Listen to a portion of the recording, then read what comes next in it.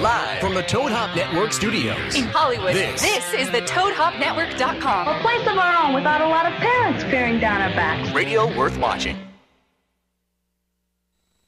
And here we go.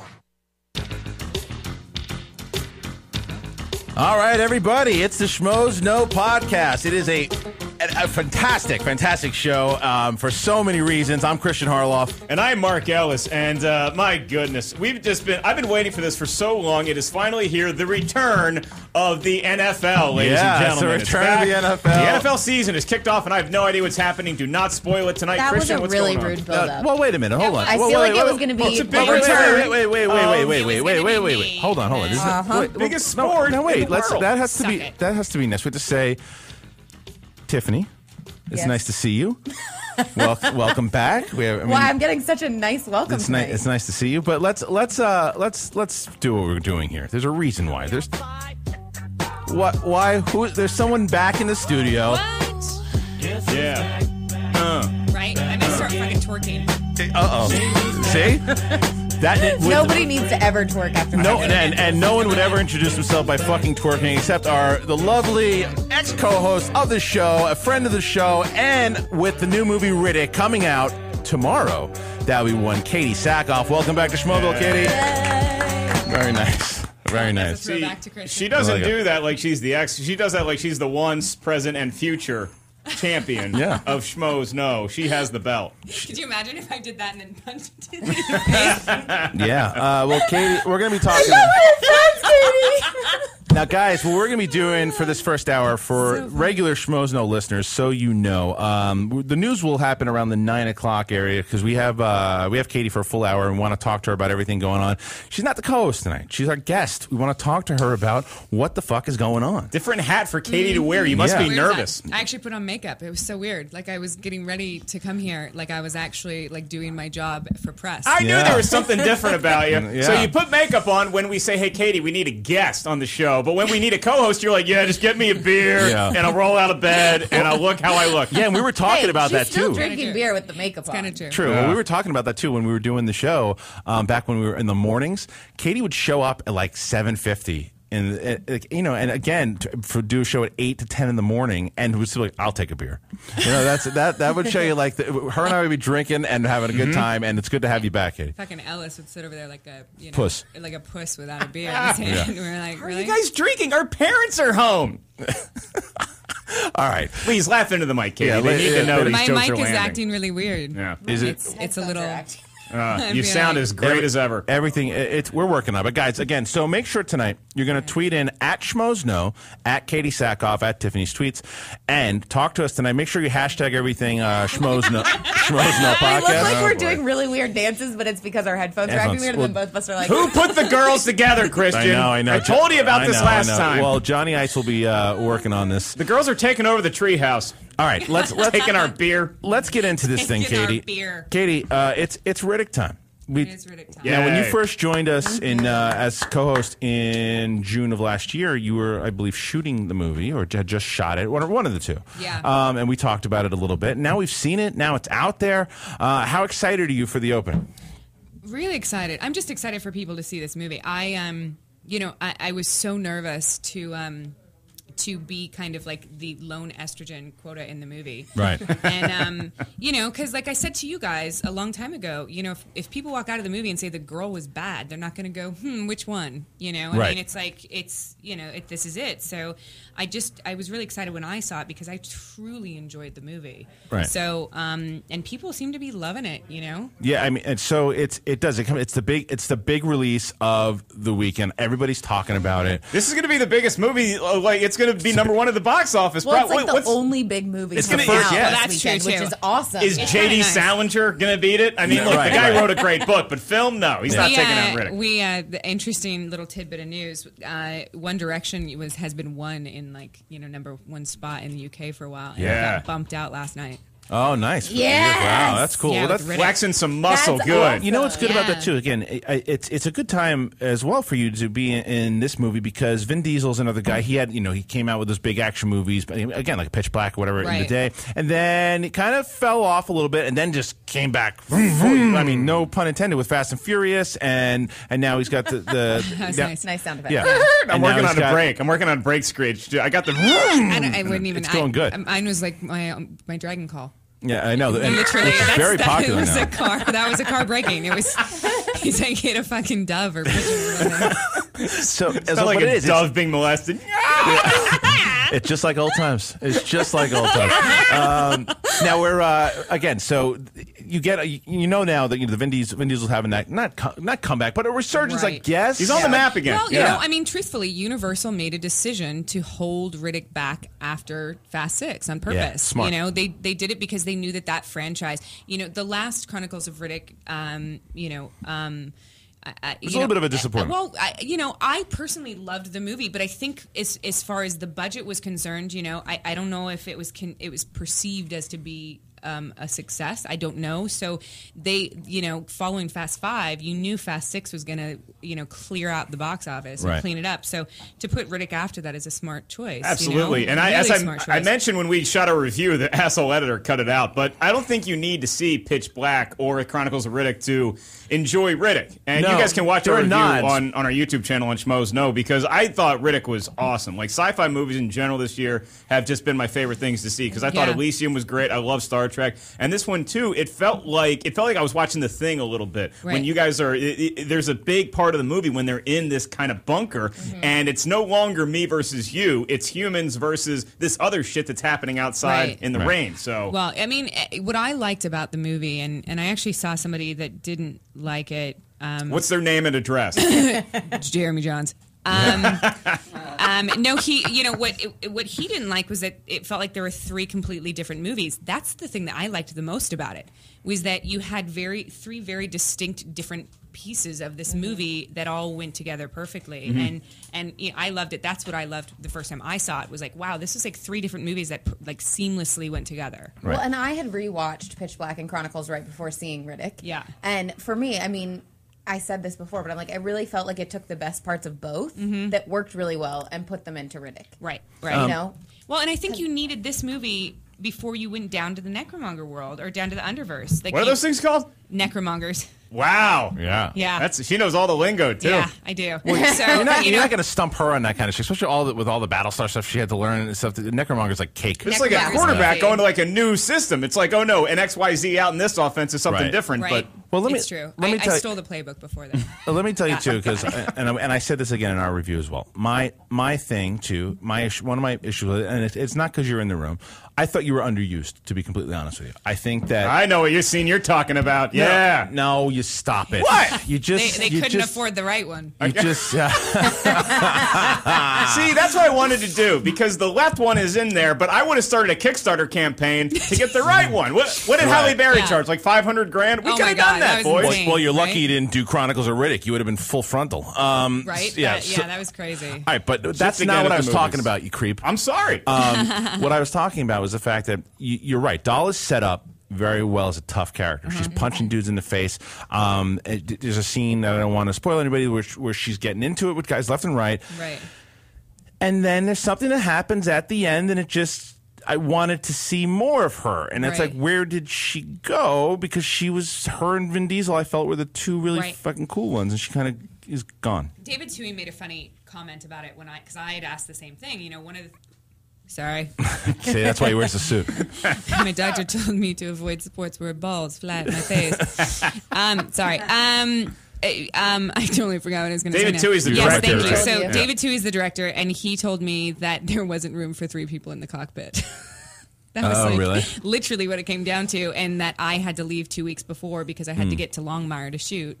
So it was just kind of the one that got kicked out of the cockpit. But he said, we kind of like that it's open and that we don't really know where you are. It's a really cool backstory. Like when I saw the trailer for Riddick. Sorry, that's spoilers for people who haven't seen it. Yeah. In the cockpit. Katie's hanging out in the cockpit, guys. Sorry if we ruined your popcorn eating. Hanging with cocks in a pit. It was musical cockpit, and Katie was still weren't, walking. Actually, because you weren't when the with music the cocks. stopped. I was not with the cocks. I wasn't. It was amazing. I don't know. So funny to watch the contrast because like, you're like with the cocks, and Tiffany's like with the cocks. In the back and forth, like she's blushing. Said it, and I was like, Tiffany's like the girl whose parents didn't sign the permission slip to take sex ed, and she's like, "What are you no, guys it's talking like Katie about?" shows up, and I was like, I want to say bad stuff too. Yeah, it's true.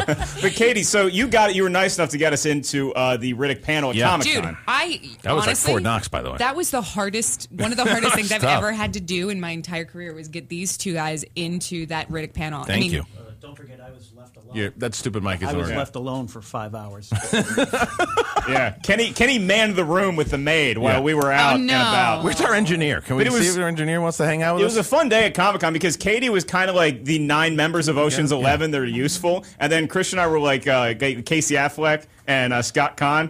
We're just like hanging out, racing cars outside, waiting for a phone call from Katie. But we got lucky. We got in there. That was the first time I had seen any footage of any Riddick movie. Right. And I made the comment at the you time. hadn't seen Pitch Black or? No. See, No. I But think thanks for paying he attention also to what I hasn't say. seen this Battlestar entire summer. Galactica. no, he still hasn't. I'm waiting on the DVDs, kid. Right. Waiting on the DVDs. Wow. So you get us in there. Send me a Netflix text message. instant watch. I see this They're all footage, there. and I was going to say that Katie looks like the female Boba Fett in this, where she's just kind of this badass bounty hunter, where there's an element of mystery to her. You don't really know where she came from, where she's going, what's her job? Is this her day job? Is she moonlighting? And I think maybe it was more true than I thought, because a lot of fans love seeing Boba Fett in the original trilogy, Right. but they don't get a whole lot of him. So maybe we need our own. Doll, that's your name? Yeah. Doll, I call her Dollar Bill. We need our own Dollar Bill movie that would be after Riddick, right? I think I would like to see more, like learn more about her. I think. I think we will. Yeah. No, I really think that we will.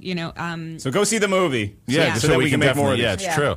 Do you know what's funny though? I think that people see the movie and they think that it's doll, like DOLL, like Yeah, a a lot of baby people do, doll. yeah. Ellis did until 2 seconds ago. There was a line in where Matt Nable's character at one point where I punch Santana in the face. He says, "Don't fuck with that German DNA," or something like that. And so you understand that doll. Then, if you know anything about German last names, Doll is actually a German last name, and it was actually my grandmother's maiden name. Oh wow! Isn't that weird? That's awesome. Did you know? Was your grandmother a bounty hunter on a distant planet? Yes, she was. It was amazing.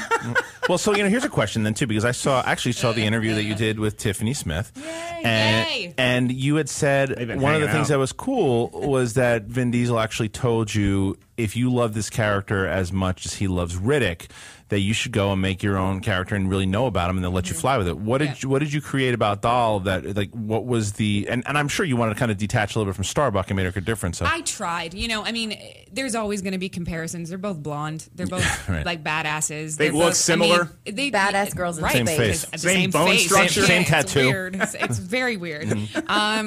Same left tit. It's just it's a really, really hard thing to distinguish. You notice the left tit here? It looks the same as the left tit in this picture. I've seen this titty before.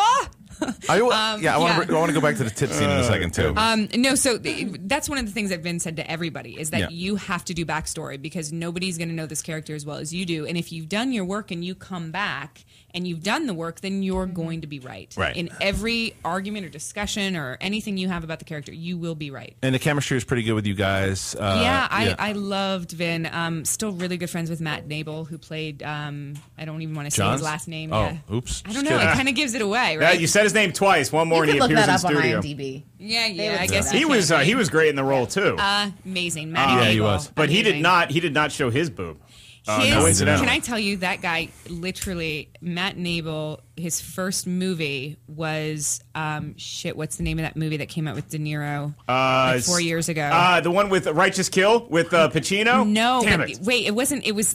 God damn it! What the fuck was it called? Who was anyway, it? I'll remember. That was Matt Nable's first movie. Wait, it was like what was it on? Hero. Matt Nable's first movie. It was like 5 years ago. Let's see if Schmoville knows. Facty, Hey, let's get Josh the intern on this. Where is he? Yeah. Oh, he's out of the office.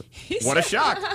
So wait, here's a question. Anyway, So Matt Nable is a fantastic actor who really didn't start acting until he was probably 38, and now all of a sudden he's in like 5 massive box office movies. Yeah, he was great. And your guys, I want to know your guys' backstory too, like that relationship. Yeah. It's all very interesting. interesting to me. So I want to see more in this universe. We had a good time together, Matt and I did, and we created a lot of backstory between the two of us, and we created that I was his number 2, and that he trusted me more than anybody. Yeah. That definitely played. We invented all of that shit. Cool. Killer Elite was the name. Thank you. I just remembered it, Right. and I had somebody flash it at me. Thank you, Mark Riley. Thank you. Yeah, Killer Elite was his first movie, and I was like, I like that movie. Wow. Jason Statham. Yeah. That was a good movie. Yeah. There are parts of it I enjoyed very much. Fun movie. All right, so I want a couple questions here from Schmoville that's coming in. Now, somebody had asked, at Canadian Pat 493, question. No, I will not show you my right boob. No, forget it. Next question. Question for Katie. What's the difference between working on TV and working on film? Oh God, there's for the most part, there's actually a lot of differences.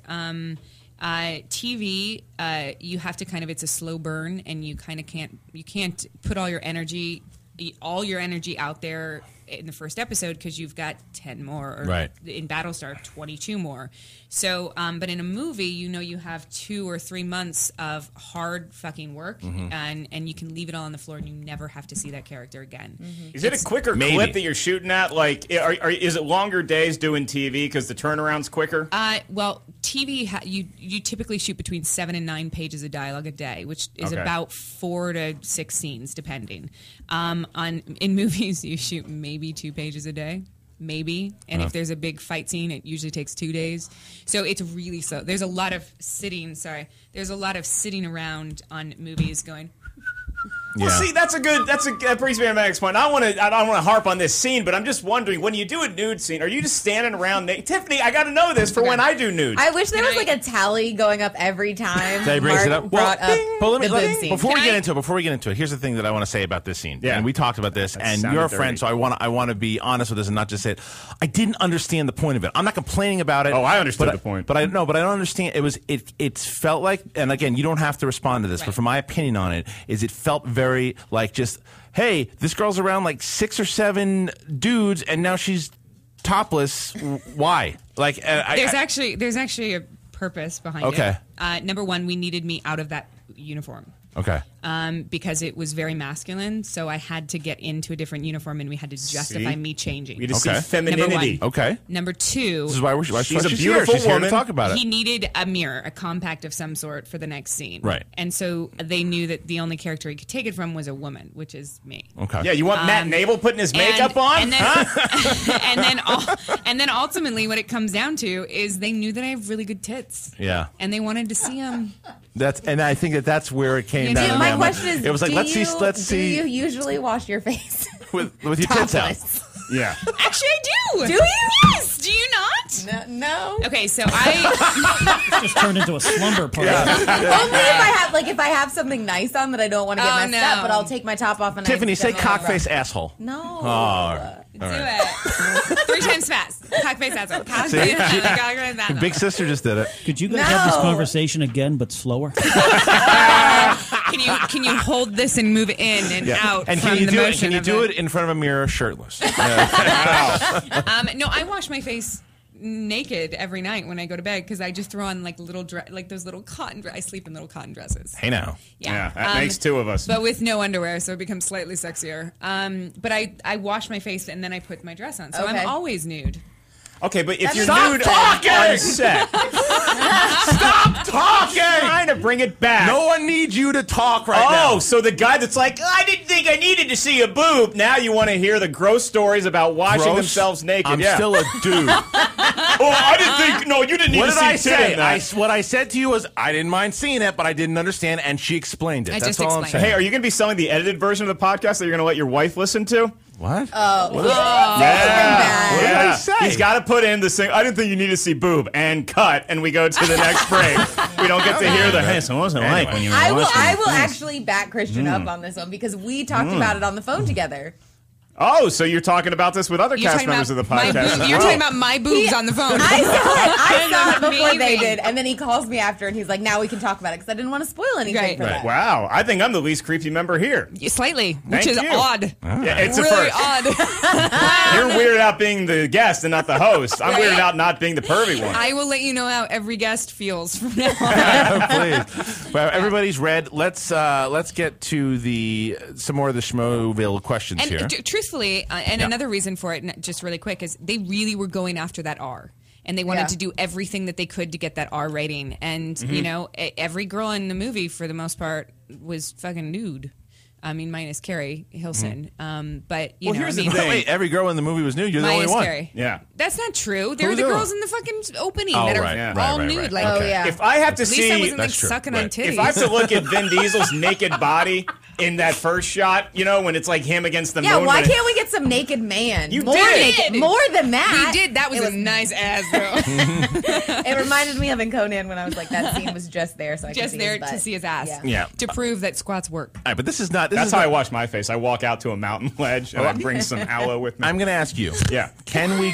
I made her snort. Can Yeah. you write that in the scoreboard? I made Sackhoff Can snort. we move on for nips and ass, or are we still staying there for a second? We should- I don't know where you go. Okay, But- so we talked a little bit about the panel at Comic-Con. How different is No, that's it? good. No, but like, how different is it for you coming and doing the panel for Riddick versus when you would go and do stuff for Battlestar? Because is it a little more nerve-wracking?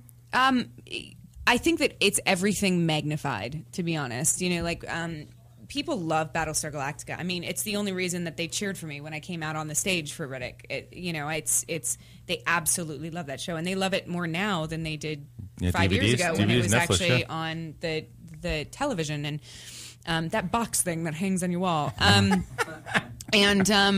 Yeah, no, I think that it's just everything on a much larger scale, and there's more at stake. Yeah. You know, I mean, in a weird way. The If first you big have- sci-fi movie. it's you've done? Yeah, and it's weird too because if you have a bad episode in television, it's fine because you got 11 more, or Right. 22 And more. you can make up for it, right? Right. I mean, if you have a bad, there's You have a bad movie. It's a shitty movie. Well, you hope Yeah. that there's a Movie. sequel. You hope that there's a So sequel. well, yeah. there's a question too, because there are early reviews out. Again, plugging our own. You can check out a review on either our website or YouTube. But there are a lot of reviews out there right now. Right. Are you liking the reviews so far? Are you looking at any of them besides the people you know or what? How do you think the response has been so far? I think that I think the fans are excited. Yeah. I think they're enjoying it. I mean, if Rotten Tomatoes is any indicator at all, the tracking is great for this movie. I mean, the tracking for this movie is higher than I've ever seen any movie. I mean, it's so high.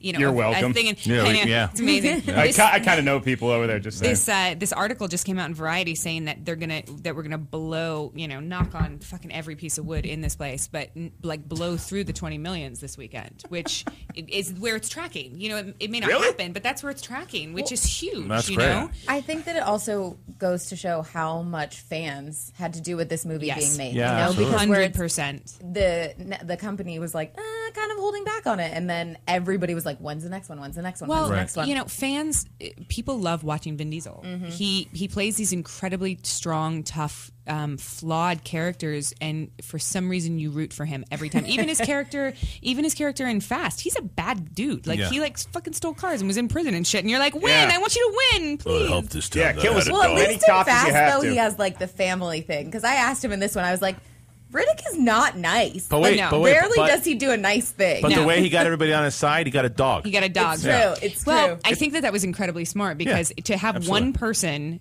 in an entire, I mean, it made you sympathetic to him. Mm-hmm. Yeah. It made you hate When- Santana and his crew. I mean, it really served, having that dog served so many purposes. Women in the audience almost started crying. Like, it was the sweetest thing. Sorry. Yeah. Spoiler What'd if you you're a spoil? woman, What- it's a No, spoiler. no, I didn't know I what. was pausing her from doing a spoiler. It didn't, Yeah. yeah. Doesn't matter. Yeah, so I mean, Ted it's- dies. Ted it's- dies.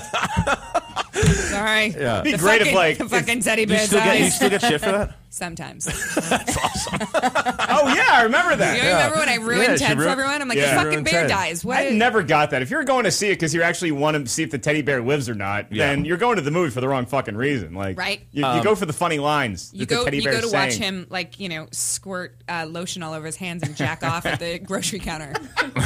That's why you go. All right. Oh, it was fantastic. Let's get a few more. You're picturing it now, aren't you? I'm Yeah. picturing being a little kid and you reading me the story of Ted as I fall asleep. Like, and then the little bear put lotion on his hands. His hands. Yeah. Now, if you'll excuse me, Mommy's got to go wash her face naked. All right. I want to get a couple questions from Schmoville, Yes. whether it be tweeting, Facebook. So make sure at Schmoes know, and have any questions you have for Katie, tweet them in right now. But here's one from our buddy George McCann. Katie, was it hard working with green screen, and what were the positives and the negatives? Green screen for me is really easy. I actually really enjoy it. Why is that? Why do you enjoy it so much? Because I think that it's you can pretty much do whatever you want. You know, you're really not working with another actor. You know, you're working just all in your own imagination and getting ideas and stuff from the director. But for the most part, you're just creating it all in your head and imagining what this thing looks like. Right. They just tell you, hey, there's going to be a dragon over there. Well, he didn't even say that. He was like, they're all over the place. Just shoot wherever the hell you want to, and I'll add them in later. So Are the guns, how heavy are the guns? Are they real? Yeah. The guns are really heavy, and my character seemed to, minus Batista, because that gun was like, that was pretty insane. Who'd win in a fight between Batista and Vin Diesel, honestly? Oh, I got to really give it to is. Batista. Batista's He's so massive. huge. He's so huge. Massive. Yeah. Can Vin, Vin fights well on film, but can he really fight? I don't know. I've never seen No, him but you know really what I fight. mean. No, you know what I mean. No, like is he like a tough dude? Yeah. Okay. Yeah, no, he's got incredible coordination. Like Okay. he's one of those guys that picks up like when you're doing a fight scene with someone, the worst thing is when you got to teach them over and over and over again because they just don't understand like a Yeah. 12-year-old. But he gets it. He gets it. Like Yeah. he learns it really fast. It's all just like a big dance, you Yeah. know. And if you're That so- guy, he just loves grappling with wrestlers, man. Yeah. He fights with wrestlers. I mean, the Rock, that fight still Fast Five. But anyway, Oh, that fight was great. So yeah. good. that was a good fight. All right, So let's- green screen fun. You're Green yay screen on green fun. screen. Woo! All right, I have a couple of questions here now. Some Facebook ones, and we're going to go to break and come back with Katie. But one of the things I want you to talk about. Apparently, you just went to the last UFC fight. I did. And watched Josh I Barnett did. kick the So shit out of freaking Frank Josh Mir. Burnett kicked the shit And I out of love Frank Mir. It's one of my favorites. But Yeah, it was a good match.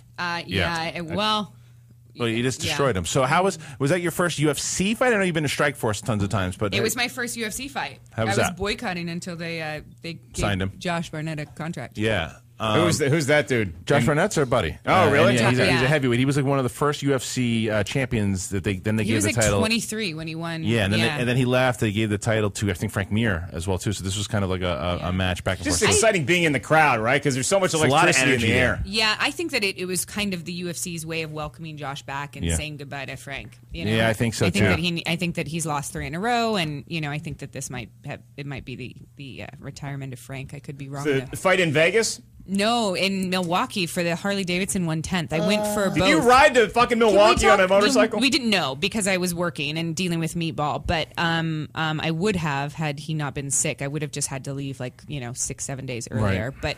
But Meatball is a dog, not like a meatball. Yeah. Meatball is my dog. It'd be great if you had this weird fetish, like, oh no, I gotta take care of the meatball. It's like, it's a meatball. That's Meatball in the hospital. Yeah. Oh Isn't he yeah, put him up in the Okay. camera. There you go. You see it? There's little Meatball. Meatball's doing better. We had a little Twitter campaign, and now the dog is breathing doing well, better, yeah. kicking ass. But I kind of went. I didn't go after a company. I told the fans to do it. No, basically, I was disappointed in a online.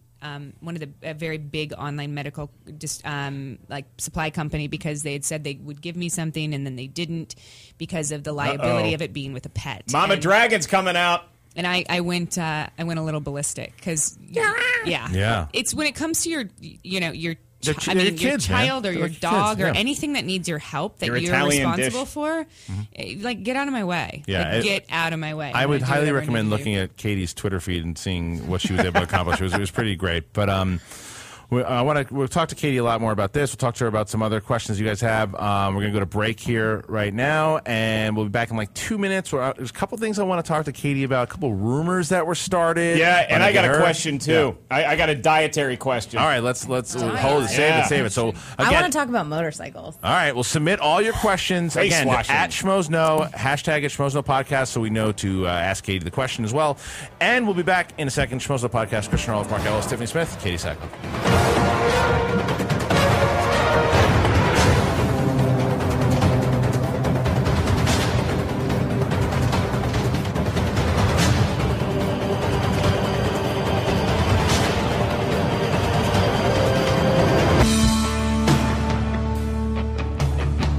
Welcome back to the Schmoes No Movies podcast, joined by Christian Harloff and music? Tiffany Smith. I am Mark Ellis. We're joined by Katie Sackhoff. We're talking everything from face-washing tips to her role in the new film Riddick. And this segment of Schmoes No is brought to you by comicbookmovie.com. Christian, most of the fans on there are really appreciative of our work. Look, A good percentage of them are really, really nice to us. Comic Movie has some great fans, and there are a lot of people who love comic books just like us and movies just like us. But there are some up there that, these guys are dicks! Hey, you know what? It makes the nicer comments that much better when you get a couple, fuck you, Ellis. Well, we also bring a comic book movie for a reason, too, because, look, there were a lot of rumors going around the internet. And you, Katie, had also been able to, you talk about social media and stuff that it has done. There's 2 roles that have been circulating around your name. Her name's been circulating around the roles, I believe. Is Whatever. That's matter. You got what I was saying, right? It goes both ways. Yeah. Only All right. for this week until my movie's been on, and then it switches back to the other one. Well, this movie coming out is a perfect timing now. Perfect timing for this. Because how about, first of all, let's talk about this Ms. Marvel thing. Okay? Because Marvel today had announced that they actually want to do a female lead superhero film. And one starts thinking Ms. Marvel. Yeah. / Captain Marvel. All right.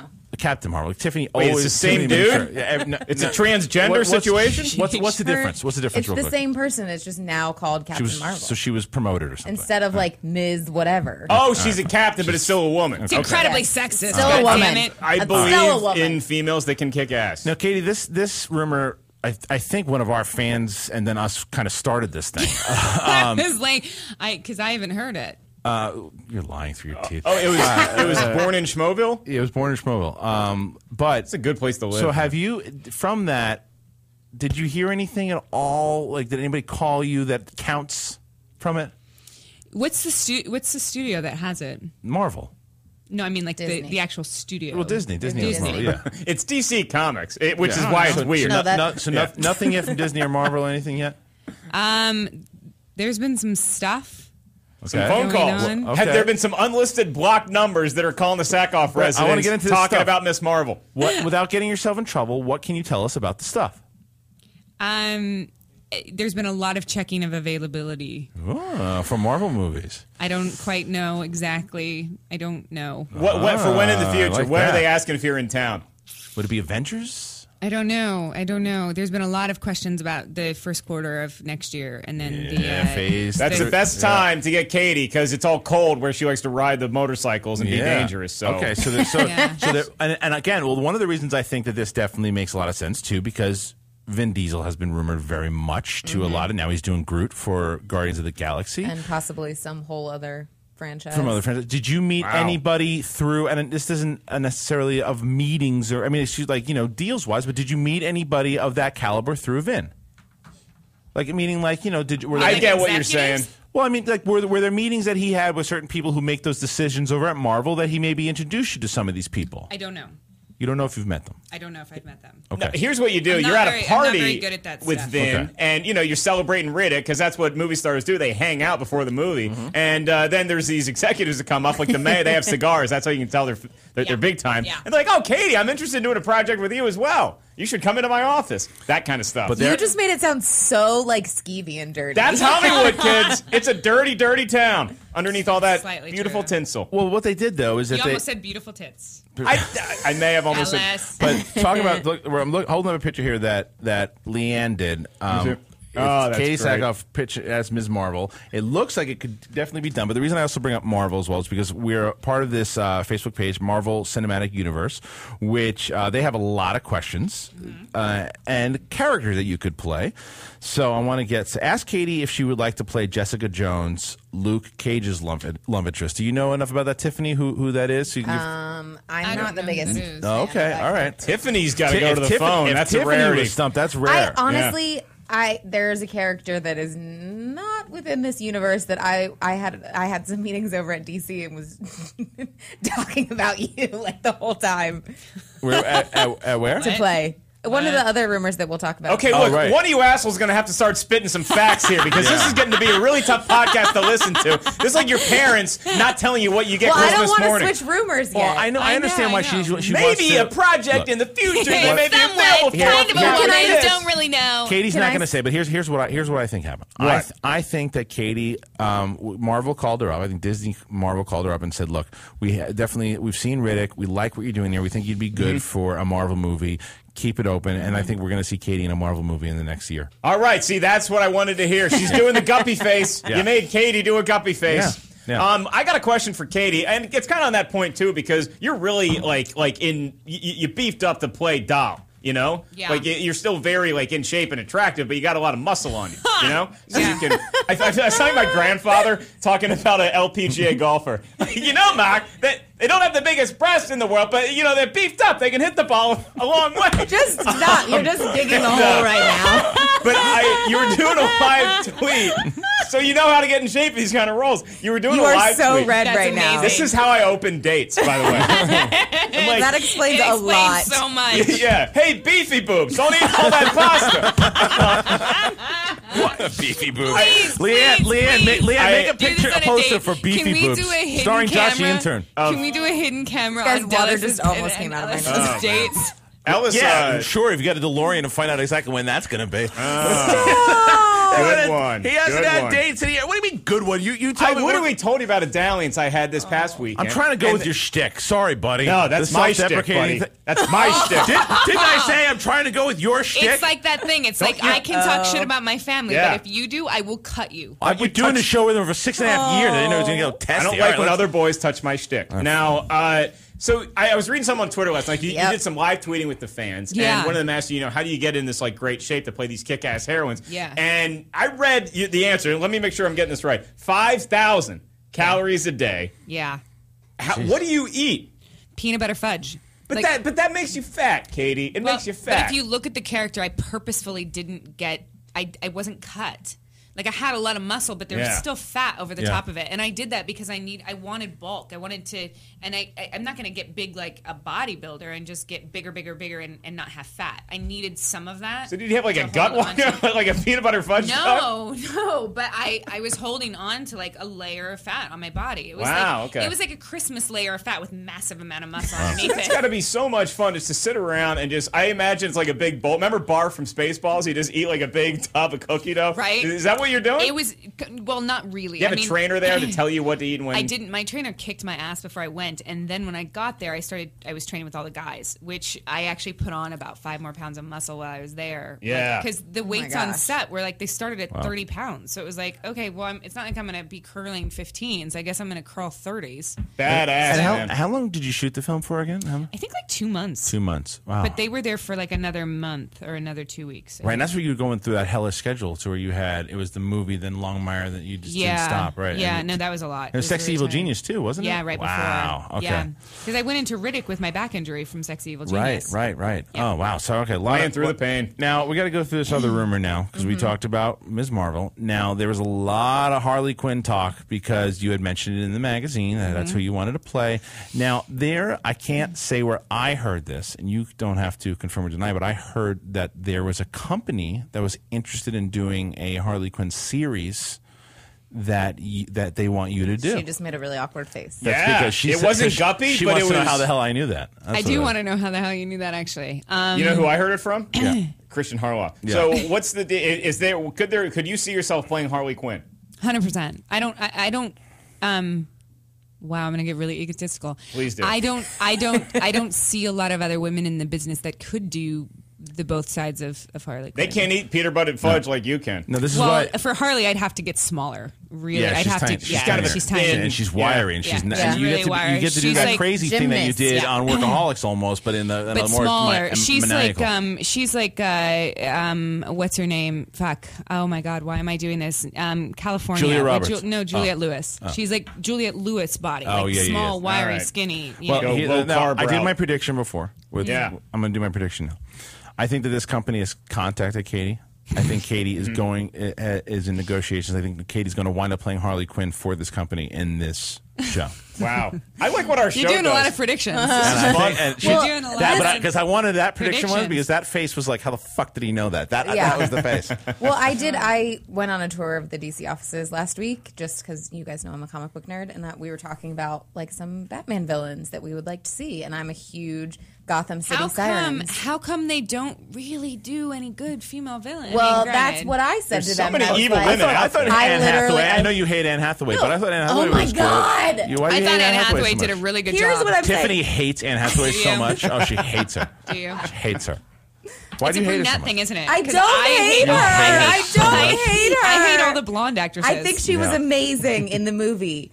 I don't know that we would be friends in real life. You hate her so Oh much. Right. no, you would not This be is friends in real totally life. what girls do in high school. No. Like, See what she no, just said? Katie, I love you, but like that other girl's a bitch. And Katie's like, no, I you're don't- great. I don't like know. you're awesome, but every I other don't girl know in the if universe anybody is a would bitch. be No, friends in real Katie hates life. blondes too. Did you just hear what she said? What? Yeah. Well, listen, I have never met Anne. I think she's a fucking phenomenal actress. She's incredible. Got some Incredibly pipes on her. talented. Yeah. She doesn't seem like the most warm human being ever. Well, But I've and- never met. I don't know anything about And her. I do think that the female villain roles are She's more hard. Hoth than Tatooine. Yeah. They're really hard to play phenomenal because I actress. think that a lot of girls don't want to get ugly. They Well, don't want to get ugly. it's and true. There are very few. Your vanity needs to go out the window when you play Yeah. these characters. Well, that's what was so great about, again, like Sigourney Weaver back in the day, too. Like and I know that's one of your idols, too. And Yeah. that the stuff that she did, she'll shave her head. Yeah. She'll look crazy. She didn't wear. She could look very pretty as well. You see her in Ghostbusters and Working Girl, but then you see she nitty gritty. You have to throw it out the window. Look at Charlize Theron, by the way, who is Yeah. a very beautiful and one But of the she most. had to like fight to be able to play those roles too. Yeah, no, that's 100%. Yeah, but we're she just went the- so ugly when she Monster, knew yeah, it was going yeah. to be an Oscar. Like when you go that ugly, when you're that hot, they and you give go you an that Oscar ugly. just to be like it's like It's like sympathy shoesy Oscar. pants and a wig. Yeah, Yeah. I want to paraphrase Robert Downey Jr. in Tropic Thunder. That was she didn't go half ugly. She went full ugly for Monster. And what'd she get? She got a statue. Yeah. And she's hot again. Yeah, I mean, look, yeah, and she's able to go back and forth. I'd take her on a date. I'd take her beefy boobs on a date. Now, as long as we're, Wow. if we're doing rumors here, can I ask you one more thing, rumor wise? So there's a lot of talk. I don't know of any more. No, Those no, are the two I know of. There's some rumors that you went in to read for Episode 7 for Star Wars. Ooh, Is this true? That'd be False? exciting. This is a deep cauldron of shit that we're cooking up here. It is false, completely false. I don't that's know false. anything about that. Damn it! All right, that one I made up. Okay, The other ones- here's the other two. I was like, all I don't damn know it. anything the, about the that. Other, the other two were real. That one I made up. we got to run with did. that. Yeah. Here's what happened. An It was executive. fishing. It was a good fish. Yeah, you were. It was a good fish. Somebody Wow. from Disney called Katie, and they sent her a care package. And in that care package, She's playing Luke Skywalker in I the did. movie. I did get an anonymous bottle of champagne on my porch this morning. you're welcome. Thanks for doing the show. Did We it have like Yo- having you back. Yoda ears on the side of it. I want to take a call here from Schmoville, and we have a question for Katie. Hey, you're in Schmoville. Who do we got? Hey, it's Joseph Hemmington Australia here. Hey, Joe, you got a question for Katie Sackhoff? Yes, I was like, absolutely. who the fuck I is do. Katie Sackhoff? Hey, Gary, how's it going? What do you got, buddy? Okay. Hi. If Kathy, you had to cross over Riddick with any universe in any movie or book or whatever, what would it be? Oh, that's a good one. Good Oh my gosh, what was the If question? you could cross over your character in Riddick into any universe, Oh, book or God. movie, what would it be? Oh my god. Where would Doll be able to hang? You know where I think Thanks, Doll Joe. would be really good? I think Doll would be very, very good on a weekly series on HBO Awesome. as like kind of the leaders of the Mercs. I love that. Oh, man. You're good at being bounty hunters too. You played one again in the Clone Wars as well. Yeah, I think that it would be a really good. I think that it's every episode. You know what you're gonna get. Right. You Yeah. know? I mean, you know. I can see Doll. I can see Doll hanging out at the Mos Eisley Cantina from Star Wars. Yeah, absolutely. Just post up at the bar, giving some Wookiees the eye. I see you hooking up with a You lot can of see- Wookiees. You can see A that lot of for sure. Wookiees. I see you sleeping with a lot of hairy beasts. a that lot are of hairy 8 feet tall. beasts. Will you be- awesome. That's Only great. with one boob out, Fantastic. though. Did you tell- Only Do you with have my one. blessing? But have you told your? I mean, I don't know. I'm not sure how that works too. But let's say you want to find out what the hell's going on with Episode 7 because you Right. obviously should be reading for it, and they are reading people now. What do? You call your agent and say, "Get me an audition." I don't have an agency. Oh, really? You got I- no, just the manager? Yeah, no, Oh. I let go of my agency. like 6 months ago. Oh, okay. I know what we do. We do what Elijah Wood did to get the role of Frodo in Lord of the Rings. Here's what we're going to do. We'll show You and me with the camera. You, me, your left We'll go out to the and woods, a camera. and I'll bring my video camera, and you go climbing in trees, show them your athleticism, show That's them. it. That's all we do. Yeah, get balled up. We send it into the Skywalker Ranch or wherever, the Presidio in San Francisco. Yeah, let's do that. They're like, why the fuck is she in trees? But wait, we talked about Katie, what she did with Meatball and everything too, and the Twitter thing. Let's do that for Schmoeville. Do it, Katie. How about Katie Sackhoff for a role in episode 7? Let's use a Twitter and start that rumor now too. I'm going to be like a rock. Well, I would love. What's the hashtag? What is Katie Sackhoff Star Wars? Why Katie not? Sackhoff Star Wars. Hashtag Katie Sackhoff episode 7.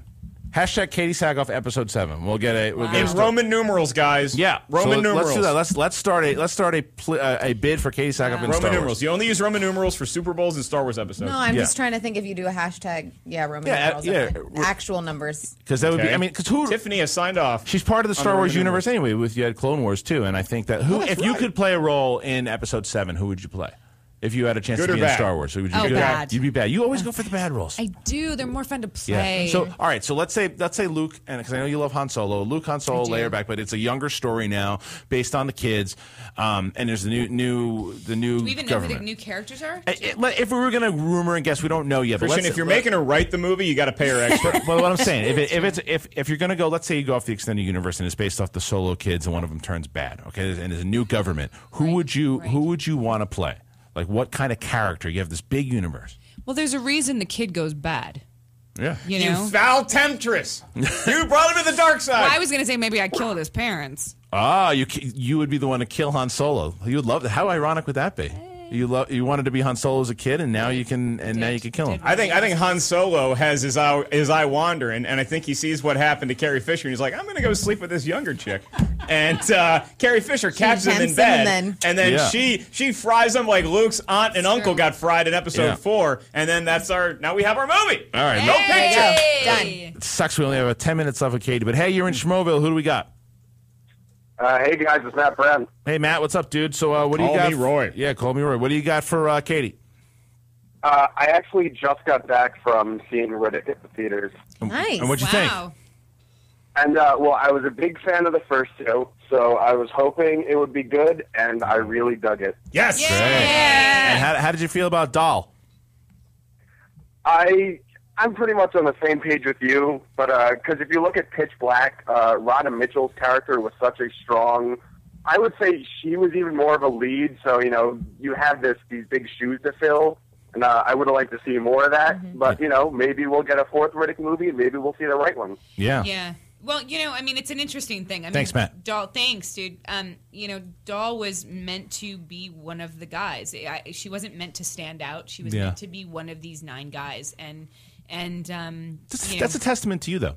The fact that people are saying that as well, though. The fact that because I've seen that a few other times too. I wanted to see more Katie, and it's Battlestar fans and stuff as well. But it's also, it has to say a lot about what you're doing and the fact that you have that kind of presence to where they're like, give me more of this woman. It was badassery. It was never like, oh, okay, let's let Buttercup have some lines. It was she was playing with the boys. I want to see her fight those aliens. You know, so. Well, anyway. and I kind of think that it's a great thing because at the same time, it's like leaving us wanting more for the next one. Well, yeah, and there's not much pressure on my shoulders, which is kind of nice. I have to tell you, it's nice to be involved in a movie in a franchise like this where you can just kind of sit back and say, hope it, this is, I hope people love it as much as I do, and as much as the people that I've talked to have loved it. And it's nice to not, for the first big movie I've been in, to not be a lead. Right. Yeah. I mean, it's nice. I mean, nice. I think that there's also, and it'll, especially when you have the personalities on that set that you did, that it also, I mean, again, Vin's been doing these big movies as well too, and like you said, countless amount of times on this show, you learn every time you're on set. So what do you think you took out of that experience that you learned? truthfully, I think the main thing that I learned was something that Vin did as a producer was, and I've said this many times, that he makes such a great boss because he is an actor and because he knows that if you give actors responsibility and you give them the task of creating backstory, they work harder because they have pride in what they've created and they're excited. And even when you said before, you're like me and John said it was our thing. Yeah. You feel it gives you ownership. Yeah. And so I loved that. And so what I've learned is that I think that for every I've done backstory, but I've never really done it this in depth. I mean, and I think that what I've learned is that for every job, I'm going to do that from now on, just because it's fun, it's creative, and I enjoyed it more than I thought that I would. I thought, I'd always be like, fuck it, why am I doing this? Mm-hmm. It's just bullshit, my line. And I think this might have been like the first time where I was like, oh, wow, I'm actually really enjoying this whole backstory stuff, It's pretty cool. Yeah, it's got to make it cool. You know where the character came from. We don't know. You know what her parents were like. You know what her grandma was like if her grandma was also named Doll. Right. You know all this stuff. Something else that you must have gotten out of this a little bit was the ability to shoot long-range weaponry. Oh, yeah. You look like a badass sniper in this. So I know you did a lot of green screen stuff, but did you actually get to shoot any guns like in real life, and what kind of marksman would you have made if that was your chosen profession? Well, I have shot the sniper rifle before, but what I've realized through shooting this gun on Riddick was that I'm actually left eye dominant. But I'm right-handed, so you put the gun up. The gun actually needs to go on my left side now. Ah, okay. And so we didn't do it on Riddick because it was just too much to figure out with doing everything left-handed. But since then, I've gone to the range and shot on the left side, and I'm like twice as accurate. It's so great because finally it feels like it all makes sense now. Like all of a sudden, it's like, oh my god, You're not trying so hard. I was trying so hard to shoot on the right side of my body because my right eye is so weak. Wow. And you hear that? Jilted lovers, look out! Sackhoff knows how to shoot. He knows which eye to aim out of now. All right, Katie. So we got you about 5 more minutes. Before we let you go, I wanted to ask you what's next on the horizon. Now, you just wrapped. Besides the movies we just gave you. Yeah. Besides all the shit we just booked you on. TV series. Yeah. So bullshit about the agency. We schmoes no agency. We're your agents. Could you imagine if you guys started like doing all my deals? That's hey, can Katie be in every Star Wars? Thanks. That'd be amazing. What do you have to pay her in? Beer? Yes, I'm drunk. Yeah, that's true. Imagine Josh, the intern, leaving messages as our secretary. Like some Star Wars people called. Do you like Ghostbusters? Josh, there's 5 numbers here. What's the area code? I don't mind Rocky 5 that much. All right, sorry, go ahead. What's next on the horizon? Okay, so I'm leaving for Toronto Film Festival this weekend. I've condensed everything down to a day just because I'm so scared to leave Meatball for more than like a day or two because my biggest fear is that you've had Peps and done this, gone through Christian, this. you've had other life forms love you. You know what it's like. Tazzy, the great Taz. I know, Taz. Your biggest fear is they're going to leave or need to leave, and you're not going to be there to make a decision for them or to kind of just be with them toward the end. So anyway, I'm leaving for Toronto Film Festival for one day. I'm doing everything as fast as I can, and then in the next 2 days, the movie that I'm doing next will be announced. So we're just in the next 2 days, doing deals. Wait a minute. I wonder if it has to do with what we were just talking about. But we'll find out. We'll find out in 2 days. All right. And it's not a first quarter movie. Oh, all right. It's exciting. She'll be at TIFF. That's the left TIFF, not the right TIFF. It's the left TIFF. Very nice. Look at You guys. very nice. You should drop the mic and just walk leave, the fuck out. I was like, what are you talking about me for? Yeah. Now you're my left. Last TIFF. time you were on the show, you called in for our 100th show, and we talked then we were talking about. Where was I? Oh, I was drinking in Santa Fe. In Santa Fe, and we were talking about Ripped Apparel, and you said, I still haven't gotten a shirt. A Ripped Apparel shirt. It's true. Haven't. I mean, I guess I could have been proactive and done it myself. Oh my! How great is that? It is awesome. So say we all. With the wings and everything. It's pretty cool. It's a Starbucks shirt, courtesy of Ripped Apparel.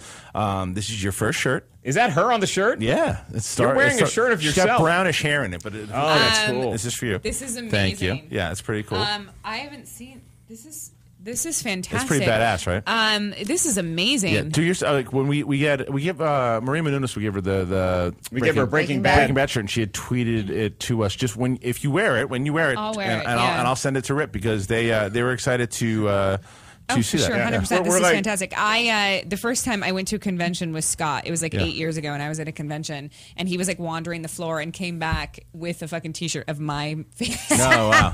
But like a massive, like a photo of just your his face? His entire chest was my face, and I was like, That's the "What are best. you Yeah. doing?" And he was like, "You're on my chest, That's awesome. honey. Yeah, that's Look pretty- at what I got." It's was fun to so Well, when funny. we saw that too, and I think Tiffany had actually pointed out because the design, they come out Ripped Apparel, guys. If you don't know, in the code this month to get awesome. $1 off is SK Riddick. So if you type in SK Riddick, you get $1 off the shirt. SKRIDDICK. Yeah, if you type And I have yeah. that T-shirt too. So next time you're out, we can both wear them together. we both wear Yeah, them? exactly. So, That'd be fantastic. so Ripped Apparel, thank you very much. I'm going to cut the Cylon out so my left boob pops out. Just make sure you're not wearing it when you wash your face. Do you imagine if I came and my left head was just out? Next time. I can Next time. imagine that, actually. Yeah, well, so left me a tits, couple hours, I'll get wedgies. back. So with a pasty, because you haven't paid for it. Well, left tits, wedgies, the Dragon Calls, Katie Sackhoff back in Schmoville. And Katie, we'll hope to have you back really soon. Yes. And because Yes. we have to do our Q&A show that we did last time where you will be the moderator. We just got to figure out when we can make that Yes. work again. Yeah. Have fun in Canada, kid. Enjoy. Next time I'm going to bring Meatball in his baby Yeah. stroller with his oxygen Okay, cool. that the fans got for him. And then we'll have, and then during one of the segments, we'll put some of the oxygen on JTI and see if he can handle it. All And right, if any of guys. those Star Wars people call you, just have them come over to us, and Can you imagine? we'll flush out all the I'll details. pay you guys my 10%, and then you can go buy your motorcycle. Oh, nice. All right, guys. Okay. So here's I what have you a do. puffy white heat. Here's what you do. You go and you see Riddick tomorrow. Support Schmoville's own Katie Sackhoff. Check it out. Her role as Doll in the new movie with Vin Diesel. Opening tonight, Get to midnight. see my boob. Yeah, there you go. That's the selling point right there. And she gets the second biggest gun. No, it's pretty cool. I So thought you were going to say something about like a dick, like my dick or something. I was like, I do not have a big dick. I love when we're the classy ones on this show. It feels How good did for that- a change. How did that happen? I said a gun. I know, but better shit. everybody hesitates, and then my mind wanders. we could literally fart and do all this stuff, and we'd still nothing. All right. Doesn't matter. Katie at Katie Sackhoff. We missed you. Congratulations on everything. Thanks. And Come back soon. Come back soon. Thanks, guys. Follow her kids. at Katie Sackhoff, and we'll be back. Schmoes No Podcast, and we're going to be doing a town hall where we're all was a going to be dove. talking about movie-related stuff, and you guys are going to be involved as well. So stay tuned. Let's take a picture, JT.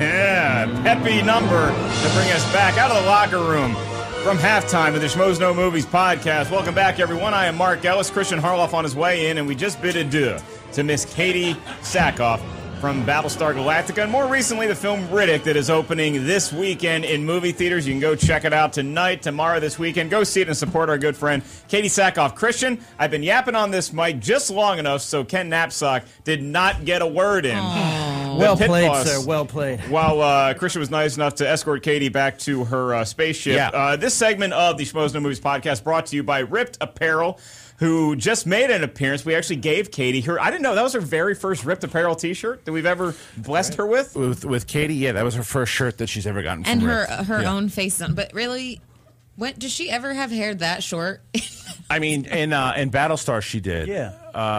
She did. It was in the It first. was always like short, but like first that's like in the boy first hair. Like the a first boy cut. season. Yeah. First season was super short. First season hair was pretty short. Yeah, Okay, sure. was it brown too? Make sure you go to rippedapparel.com. awesome, Check out that widget Yeah. that's on the Schmoes No page on the Toad Hop Network. And if you type in another Katie Sackhoff reference, SK Riddick is our code for the month of September. Type that in, get $1 off the already incredible price of $10 Yep. for a shirt on Ripped Apparel, SK Riddick. And for hour 2 of the podcast, we got some fun stuff cooked up for you kids. Yeah, we do. And before we're going to do a whole town hall for you guys, to where every part of the crew, everyone in the crew is going to basically give something that we've been talking about. It could be anything. It could be something that you have a problem with that's going on in the movie, something you love. It could be a movie that you saw last night and an issue that you want to talk about. It's a town hall. Schmoville will be part of this as well. But before we do that, there's a lot of news that happened this week. And like we promised, instead of 8 o'clock, it's 9 o'clock. Ken Knapsack, take it away.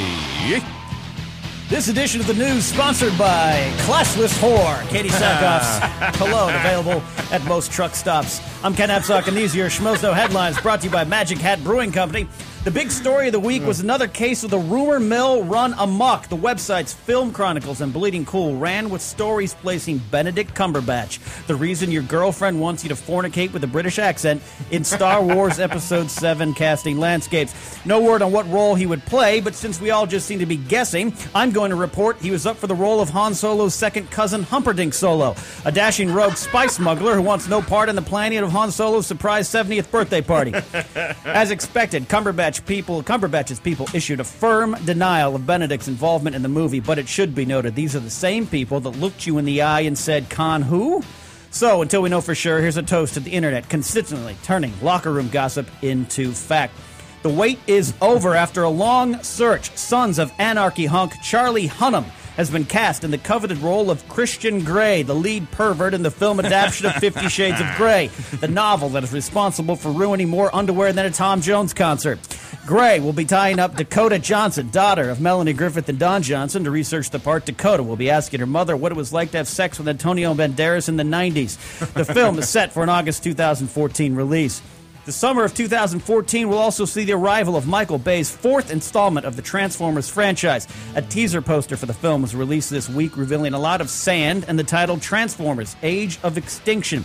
The film is said to take place in a post-apocalyptic landscape, which apparently means Wahlberg and the Autobots are going to find the Dinobots at Burning Man. The next Terminator movie has a director. Alan Taylor has been tabbed to lead the reboot of the franchise. Yes. Taylor is best known for his work on HBO's Game of Thrones, so perhaps this Terminator film will involve ass play.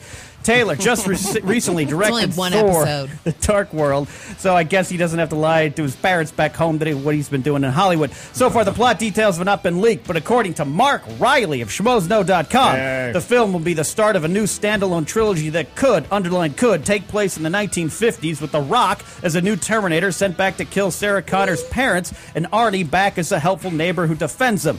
Though, admittedly, this could have just been one of Riley's fever dreams. After saying Will Smith was not going to be in the sequel to ID4, director Roland Emmerich is now saying there's a possibility that Smith will appear in the film and that the appearance of the A-list star is being talked about. According to inside sources, Smith is concerned for the world after witnessing Miley Cyrus twerk her junk, and he now wants to defend the world in any way possible. The possibilities after Earth. Go ahead. And finally, a woman was arrested this week for felony-level stalking of actor John Cusack. Elizabeth Palkey has been stalking Cusack for years, routinely attempting to enter his house or office and not even being creative enough to do it with a boombox over her head. According to Cusack, the woman claims that, quote, angels told her that we were together in a previous life and that she needs to be with me now in order for me to remember how special she was to me, which sounds like the log line of a Rachel McAdams time travel movie.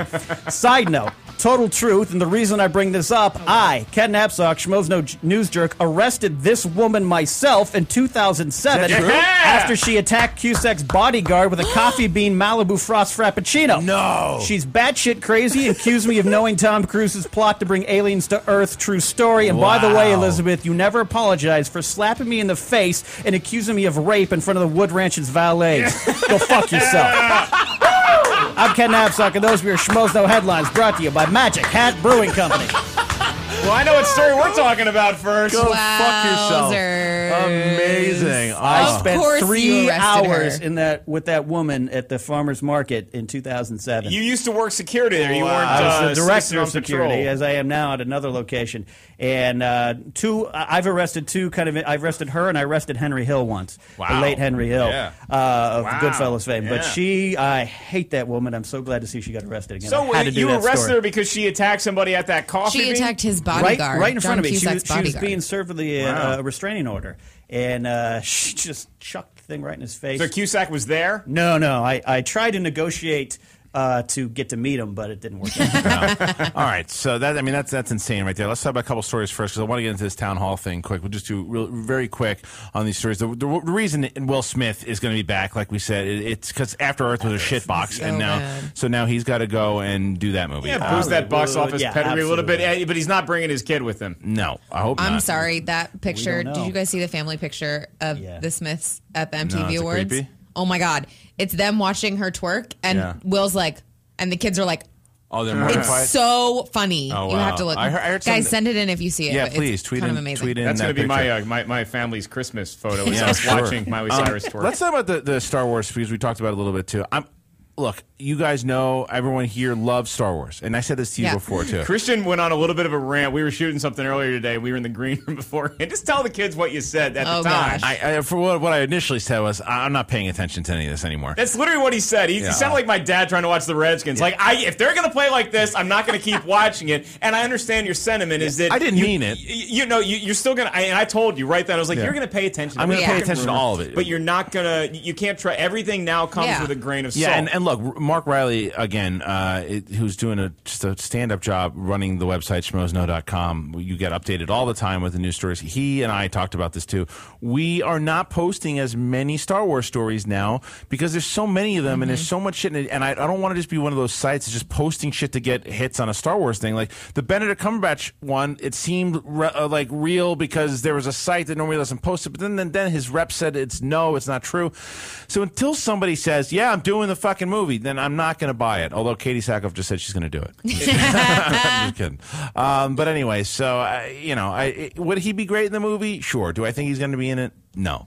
Yeah. All right, one more story before we get to the town hall. I'm thinking this Transformers thing. Unfortunately, I saw the poster, and I like Wahlberg a lot, but I just can't get excited about a Transformers thing. I think that's a little bit like Star Wars news to me. Is I'm not going to get excited about a Transformers movie. Yeah, me either. Anymore because this last one, the third one, had me with the trailer. Yeah. It had me with the trailer. It was going to incorporate the moon landing into this shit. Good, yeah. And then the actual movie was just even with Grimlock and the Dinobots coming. That's what I think they're banking on people to. Oh, I love the Dinobot. I don't know who any of those people are. Oh, you're not. Okay. He thought you were making things up. Yeah. It's like I said on the Knapsack Files. 60% of the shit I laugh at when you do the news is genuine laughs. All right, well, Ken killed it at the news. It was fantastic. I'm really excited to get this more than you. I'm really excited to get this town hall thing. Now, this is something we've never done before. You got to do like a. Hey, it's the Schmoes Know First Town Hall meeting. Issue 1, the fence line between the Schmoes Know podcast and Three's Too Much. On this very podcast, you'll be able to do all the news stories that you want, anything you want to get out there on the podium. Go ahead, Mark Ellis, you will be the first. Go ahead and give an issue and things that you want to say. That Please voice go. is painful. Yeah, it is terrible. I had something I was going to talk about. And now your brain is like, this is your brain on drugs. Every time I open a tiny little can of worms, Christian has to just come in there. Oh, this is Gary Busey. No, sorry. Go ahead. Yeah. Just try and do Vin Diesel again. No. Did you watch that review? No, I was last week here where you kept trying to do Vin and you kept doing Sly. Yeah, your Vin Diesel. It wasn't bad. It's getting better. Better. I don't see the working on light it. at the end of the proverbial. Hey, Willie, go ahead. Tunnel. Yeah. The first thing I wanted to bitch about was something kind of small. It's very insignificant, so I don't want to lead off with it. Yeah, and just to make everybody know, it's not a big long thing. Very quick. 2 minutes. Just go in and out and. We'll talk about it after Mark's done. Yeah, okay. And maybe I've just seen too many movies now, but I'm tired of blockbusters letting me down. I'm tired of getting excited for blockbusters and then being like, because even the bigger movies that I loved this year, like Elysium, that wasn't like a built-in franchise kind of blockbuster. But for the most part, they've let you down. These fucking sequels, man. Yeah. I don't know. Maybe it's just me, but if I was a moviegoer, then the only movies I would probably see this year are sequels because you only have so much money to spend in your budget. Then I want to see Iron Man 3, and I want to see Superman, and I want to see Wolverine, and they were all like good, but there just seems to be magic missing in those, and so the movies I go to now are these smaller ones, like the way back. And they're the ones with quality. Yeah. And that's the point. The question is it just because you're getting older, you see more movies? Because it seems that's a lot of a lot of times summer normally does that. I agree with you that you get so built up and you have all these high hopes for all these movies, and then they're like Iron Man 3 didn't do everything you wanted to do, Man of Steel didn't do everything you wanted to do, and there's been a lot of bombs too. Pacific Rim was fine, but nothing. Like Inception was the last big blockbuster I remember, and some of the Dark Knight, I guess too. I don't think it's an age thing because I ran out of the Avengers like a kid with my shirt off. I was really excited, and if no other part of my life is going to mature with age, then why would my film going taste? I think it's almost like this summer was honestly oversaturated. Yeah. And it felt like that's a problem, if we'd too. had one or two of those movies, like if just Elysium had really come out this summer, and we hadn't had everything else, I kind of feel like you'd have a better impression of it. The same thing with Iron Man 3 and then Man of Steel, because it's like you see Iron Man 3 and you're a little bit disappointed, and you go in with that bitter taste in your mouth when you're going to see Man of Steel, because it's and right you're after, expecting to get your mind blown like Nolan did with Batman, and it's just not quite that. Ken? One of my points to you, and you guys and you two see all the movies before everyone, but you guys see almost every movie. These movies, by design, the writing of them it's pretty simple, 3-act structure. Set your goals, the obstacles to the goal, and the ending, and whether the execution is the key. My problem with Star Trek Into Darkness, which I'm on record to say I didn't like, is because I knew it was going to happen. Everything was going to be safe. You weren't surprised. You can't avoid that in those big movies. Right. They're not. It's not their fault Right. for doing that. They just have to. So one after another becomes similar because you know what's going to happen. happen. Yeah, but it's almost like a haunted house effect after a while, and so I think it's something that I just can't shake a feeling when I'm in a big blockbuster is I can actually feel the weight of how many souls were a part of this movie, of how many cooks were in this fucking kitchen, and I feel like I'm in a haunted house with a ton of insidious demons surrounding it, and everybody has a little bit of an effect on it. That happens a lot too, and the studios do that, and that's why you have a lot of problems with that. But I want to hear what Schmoville has to say. At Schmoes No, tell us why the blockbuster, is a little bit more disappointing. Just feels a little weighty. Right, let's go to the next. Let's go to the next topic. Want to do the next topic? Sure. Here. Sorry, Tiffany, you go. Tiffany, write you're it up. down and put in suggestion box. Tiffany, you're up. Okay, so what I wanted to talk about was The IRS is breathing down my neck like it's some kind of personal vendetta against Bobby Finstock. Wait, what is that? Bobby Finstock. No. Wait, maybe he's calling. Bobby Finstock. No. You promised. He might be calling in. He might be calling in. I You don't see- promised. What? You promised me. Are you kidding? Is he I here? don't know. He's not here. I just saw him. Wait a minute. There he is. There's like nothing You for me can't do a town hall without Bobby Finstock. Oh, there he no. is. What is he Things are wearing? getting What thrown. is he wearing? Bobby Finstock. Why'd you throw the cup at me? I didn't do anything.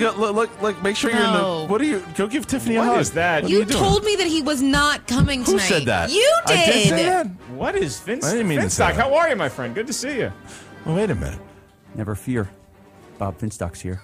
Well, very nice to see you, Bobby Finstock. Understated opening with the Mugatu sweatshirt. Yeah, Finstock. So, what are you wearing right now?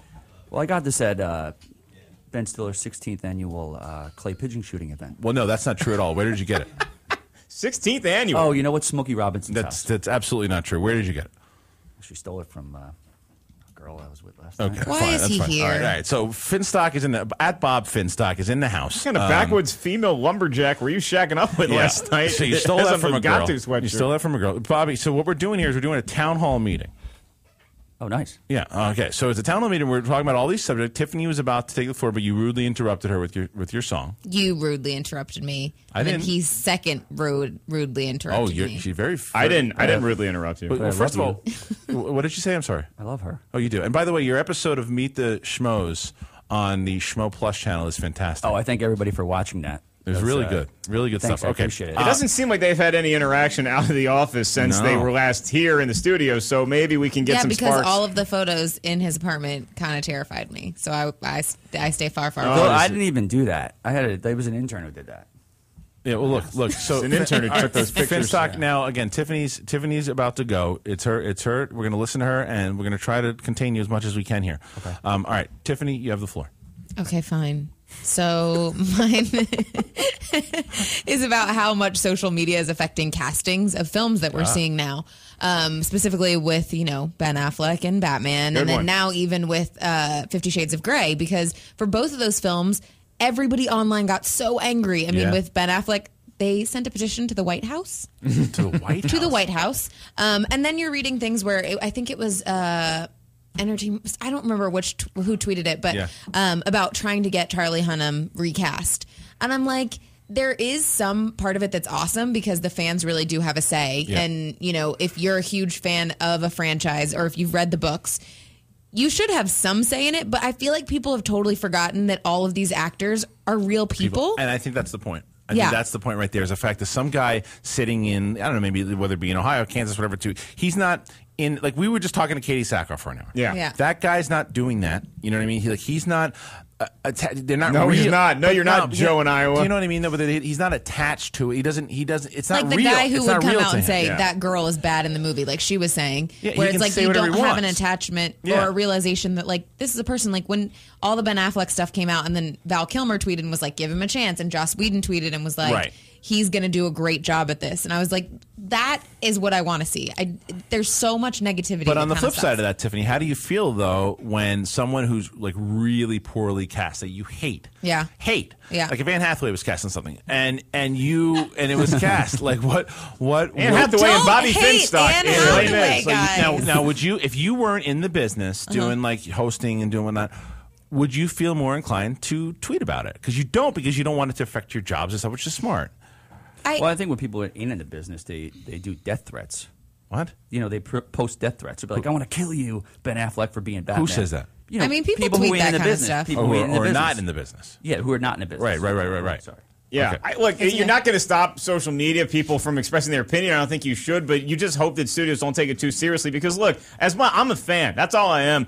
Fans should not have a say in a lot of these casting decisions because then you get the fucking Pro Bowl, okay? Or you get the NBA All-Star Game where you just people voted in by fans. And I'm sorry, fans aren't the best judgment of character. They aren't. But there's people hired to do some jobs. kind of balance that needs to be there. Yeah, because I think it is really something where, I mean, I didn't hear about the casting of any of Lord of the Rings before it came out, and I went to see it, and because I didn't have any preconceived notions of who was playing what role, what they were going to be like. I went in and I just took those characters for who they were. Yeah. But you also had to wait for America Online to send you a disc that gave you 10 free internet hours, as opposed like you cannot go online. Yeah, like you can deactivate your Twitter account. I feel like we find out so far in advance. Yeah, well, I mean that's everything. That's everything. Yeah. Now with social media, obviously. Yeah. But I mean, in regards to Batman and Ben Affleck, who else would play him? Well, there's a lot of Michael Fassbender. No, but there are a lot of these people. My dream would have been for Michael Keaton to come back. That would be awesome. Yeah. By the way, happy birthday, Michael Keaton. Well, that's what I was going to say. So I mean, like it's just a matter of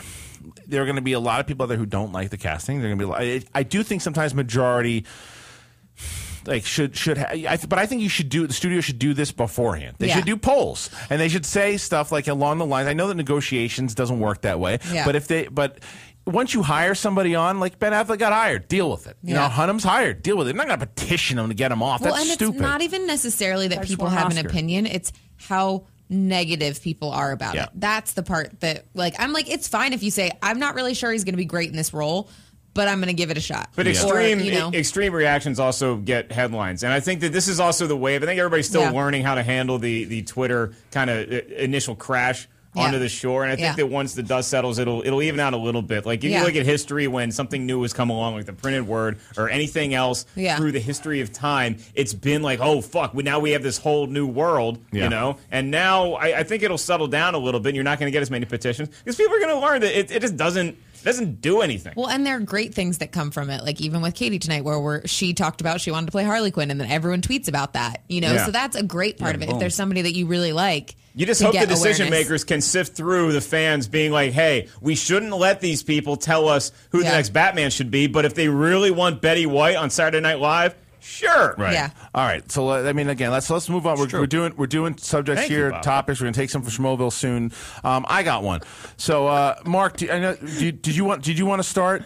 I'm wearing the shirt. Okay. Yeah. Why don't you start, and then I'll go. Okay. Okay, so the new RoboCop trailer does in fact look cool. Plus, it has Michael Keaton. Right. Yeah. But it's only PG-13. Yeah. I guess that brings me to ask. Yeah, but that's like wait. Why are great R-rated films like Total Recall and RoboCop being remade into PG-13 movies? I think it's bullshit. I think I know why. Because I think it's a lot harder now. PG-13 is the new R. Yeah. It really is. And R is like the new X-rated thing. In a certain sort of way. Do you believe that? I don't know why you guys are giggling so much. Let's do it again. Do it again. Do it loud. Do it louder. Oh my God. Right, do it louder. What, the laugh? No. PG-13 is the new R. No, we just read. We read verbatim. We just read Josh the intern's tweet that he wrote, and he literally, Riley and I passed him on the street, like standing next to him as close as I am to Tiffany, and he just didn't know. He just was clueless to what the guy. As we're plagiarizing his writing, he's just doodling on a piece of paper. It's like a stick figure with a cock.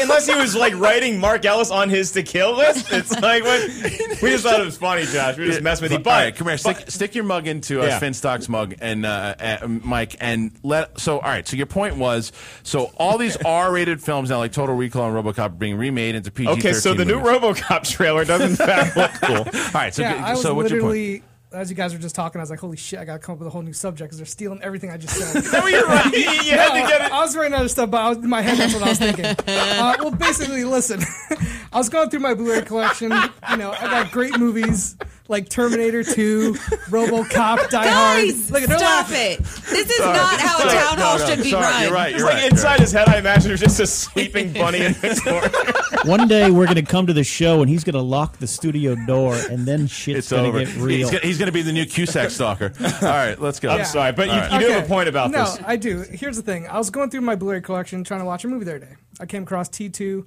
Die Hard, RoboCop. Tough These choice. movies I grew up loving. And the movies that I saw in theaters, I remember seeing T2 in theaters and just being blown away. That was a summer blockbuster for me. Yeah. And nowadays, it's like, why are we not seeing those kind of movies anymore?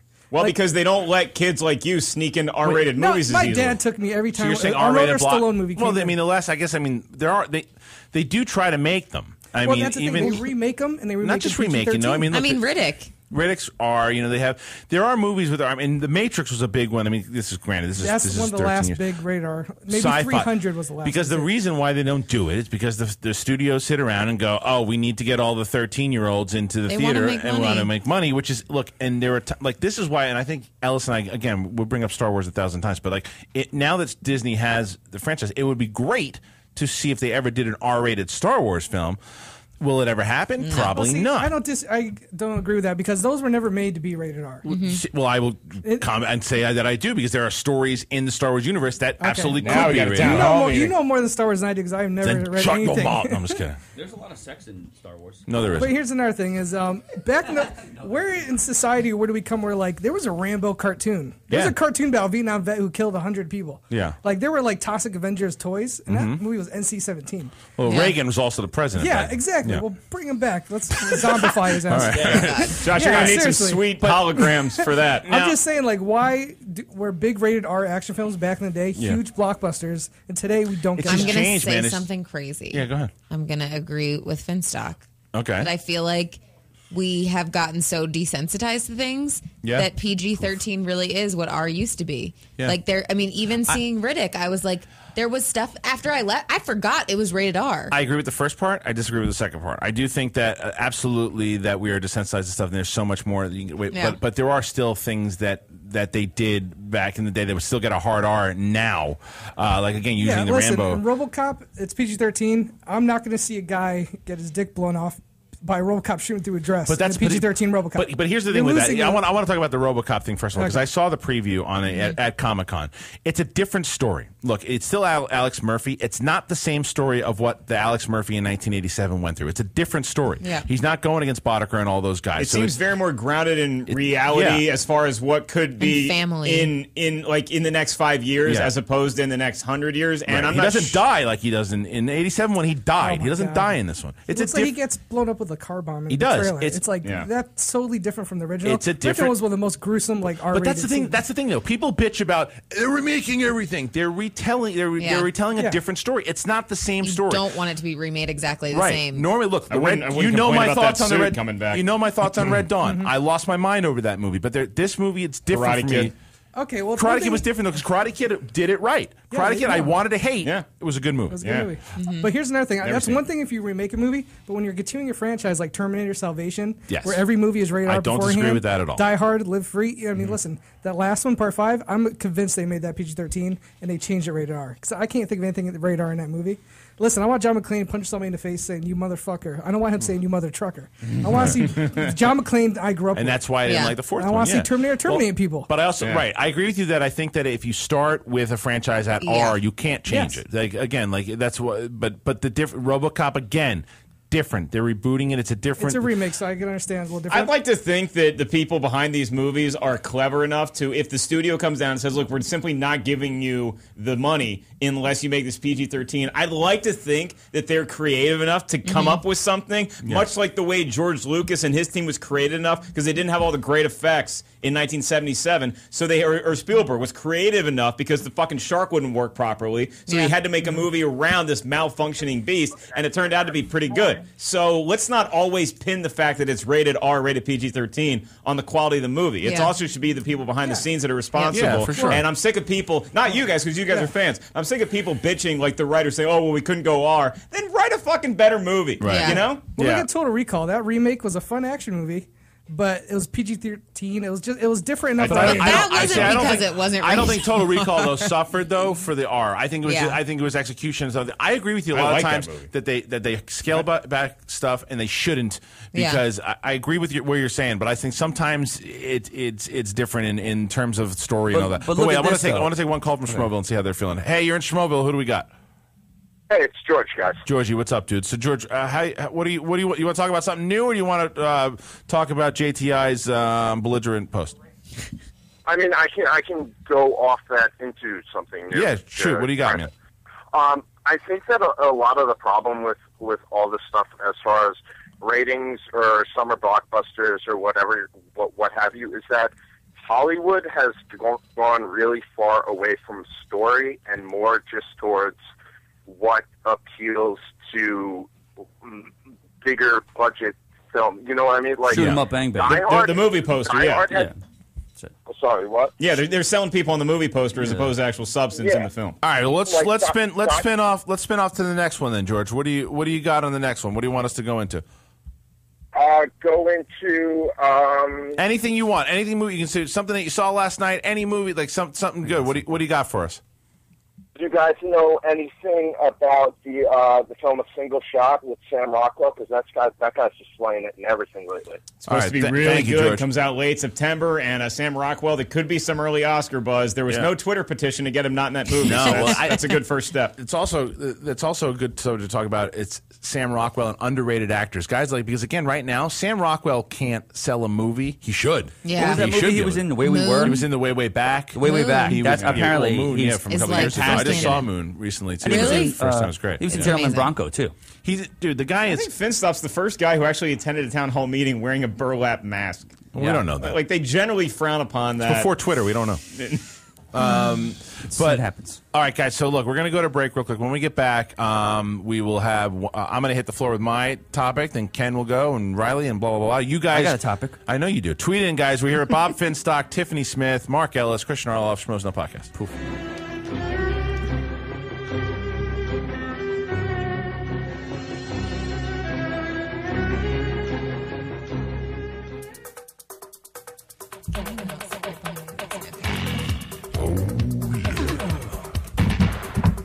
Bueller. Hello, everybody. It is the Schmoes No Podcast. Hello, Schmoville. Welcome back. You make sure you check out Ripped Apparel. We did that already. We had Katie Sackhoff in here talking Riddick.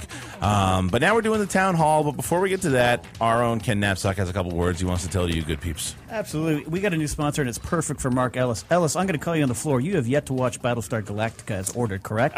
No, the star of the show, Katie Sackhoff, Starbuck, has not brought me her DVD collection of it yet. Now I got another way for you to watch it, all right? You've heard of Hulu.com, right? I have. Well, this is Hulu Plus. Have you heard of it yet? I have heard of Hulu Plus. Yeah, this is where you can sign up. Okay. For $7.99 a month.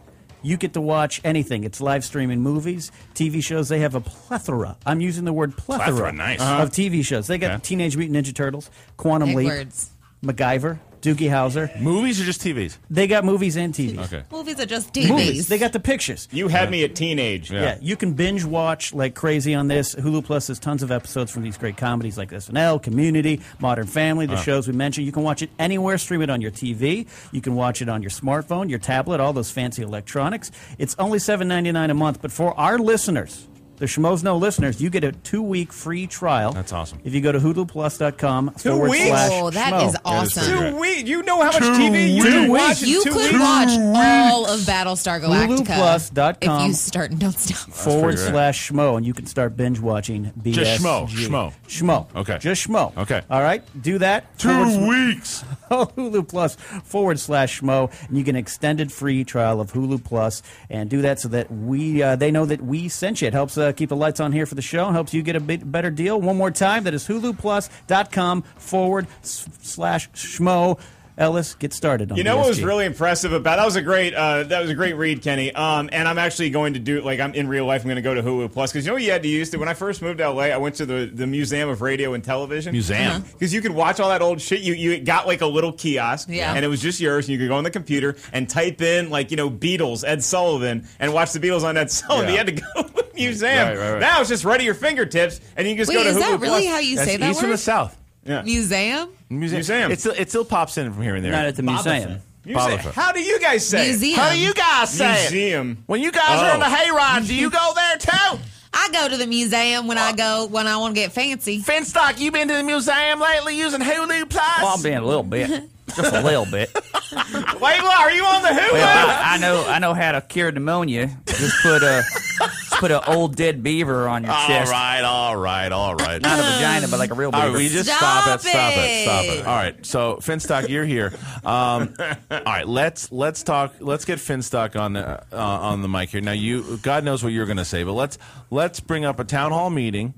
Town hall subject. What do you got movie related? Well, this just in Boy Dies in Freak Beaver accent. I heard it on a podcast. At the It's museum. all about the flap. When you told me you were doing a town hall meeting, because I used to do town hall meetings back in Jersey and stuff like that, and I was like the head guy and stuff like that. Is that true? Yeah. Is that really true? Well, I mean, not really. Okay, They wouldn't let me do finish what you're saying. But All right. basically, my theory is, in the town hall meeting is trailers. Trailers. Okay, what do you got in trailers? I think they showed a whole movie in there. Yep. Back in the days, they didn't show anything. Yeah. They just had like Michael Keaton doing something here, doing something there, And they had the guy. In a world. Yeah, in a world where somebody does this. Where a guy Somebody wears puts a beer beaver mask and he and puts sweats a his beaver balls on his off. chest. Or for the Disney movies, they'd have the guy like the really cartoon, rated G. You could watch a Boogie Nights trailer. It's like a minute and like 30 seconds. Okay. And that's the full trailer. TV spots were like Mark Wahlberg, porn, William H. Macy, done. That's it. Yeah. Now it's like the whole movie.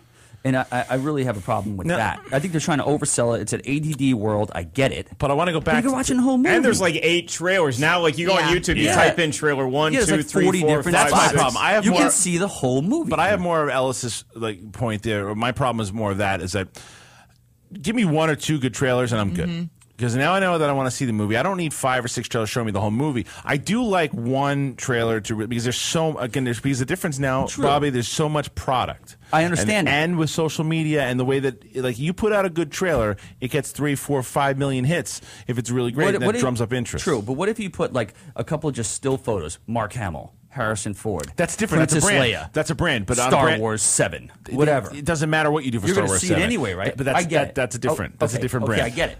But it's And still the it's same thing. All right, though, in a certain sort of way. now it's 2013. The Matrix has never been made. No one knows what it is. You don't show a trailer for that. You just show a picture of Keanu Reeves with sunglasses on. Nobody's seeing that fucking thing. I don't think that it's that you don't show trailers, but it's like, okay, the Scarlett Johansson movie. Don John. No. Which one? The new one that's like they're just premiering places where she's the alien. The girl with the Oh, pearl. I just heard about what she's doing. I don't know what it's called though, but I heard. But Right, the you know trailer what is it's called? really weird. The Scarlett Johansson alien movie. What the thing's called? Under the skin. The Tuscan Sun. Yeah. But the Tuscan trailer is Sun, no. super weird. You don't really know what it's about, but you Right. get a vibe of what the film feels like. And for me, that's the stuff I love. Even with Gravity. Yeah, same here. Where like the first trailers we saw, you didn't really get much dialogue. And then there's a longer one that's come out, but I'm like, stop there. Like, That's don't it. have any I more agree with come you. That's out. It. This last one was 100%. great though. This last one's good, but you're yeah, right. You're where right. it's like, okay, you can give me one to hook me, and it doesn't Right. need to be And I long, love, and then one that gives a like, little story. A little story about girl Mark show Ellis. us He wasn't always the guy that you just skip on any studio lot and see a movie for free. I used to have to go to the movies like the common people, and that was my favorite part was watching the trailers. I Yeah. love seeing the trailers. I love seeing 8 trailers before a movie. Yeah. I love when the crowd would groan when they see another preview. When they see the green screen again, they're like, Yeah. oh, when's the movie? I'm like, Yeah. I want the Yes. movie. I have the Exactly. attention span Yeah. of a squirrel, Yeah. and I want to enjoy it. Yep. My problem with trailers now is that it's so competitive to make your movie look the best. And Yeah. but that's the problem is that if you make a shitty trailer, nobody's going to go see it because trailers aren't just trailers anymore. They are little movies Yeah. that are, Yeah. you're using to sell. It's a Right. very Ton of money in they've marketing. gotten Ton of rid money of, in it. and even that trailer guy they've gotten rid of too because You do. So I do like trailers. I get very excited when they come out on Tuesdays to watch them. But I do agree with Tiffany and you, Mark, the fact that like there's just too much of them. So we just need. I think that it's just a mixture of give me a really great trailer and then I'm done. Don't show me everything. Don't show me the Hulk rescuing fucking Iron Man in the Avengers. All right, let's move on. Correct. I want to hit on something too. My wife and I were watching The Breakfast Club the other day. It was on TV, and then that led into 16 Candles. Somebody had a good night. It was nice. And then my wife turns to me and she goes, you know, they just don't make movies like this anymore. She had that old lady moment. Wow. And sounds like a Yenta. You're married to Mrs. Garrett from Facts of Life? The reason I say that because the reason I had the voice is because she said I sound like an old lady right now. And the question is though, are we just getting older, or do they not make movies like that anymore? Our buddy Eric Marino, a very funny comic, had a funny line about the prequels. He said, you know the biggest problem with Star Wars is that I'm 35. That was his line about it, because it's like maybe it just didn't have the same effect on you that you wanted because you weren't a little kid. But kids loved it when you saw it. And look, when you go back and watch a lot of movies, you just maybe you apologize for a lot of things. Like when I go back and I see Spaceballs, there's some jokes that miss bad in Spaceballs. Right. There's some throws that Mel Brooks has, some pitches that are way out of the strike zone. That would tank nowadays. But it's still so funny for the most part. And I disagree that it would tank, but I appreciate spoof movies that I saw when I was a kid, and it is really hard to sell old Mark Ellis on a spoof. But are you talking about like I'm talking John Hughes movies. He's talking John Hughes 80s movies. Genre, teenage. Yeah, but I mean, it's the movies that John Hughes made, and I guess the question is because John Hughes was such a genius and how good he was that it's impossible to say, well, there's another John Hughes out there, because there isn't. Well, he transformed you, and you know when you watch the movie, you were so engulfed in it. Yeah, I mean, obviously, his storytelling is far beyond anybody else's on a high school level. Yeah, he really and that was what my wife said also. He nailed teenage angst on such in the 80s. And he hit that time period. It was like they were using like color reversal film. I mean, it's shot differently. There was more close-ups. It was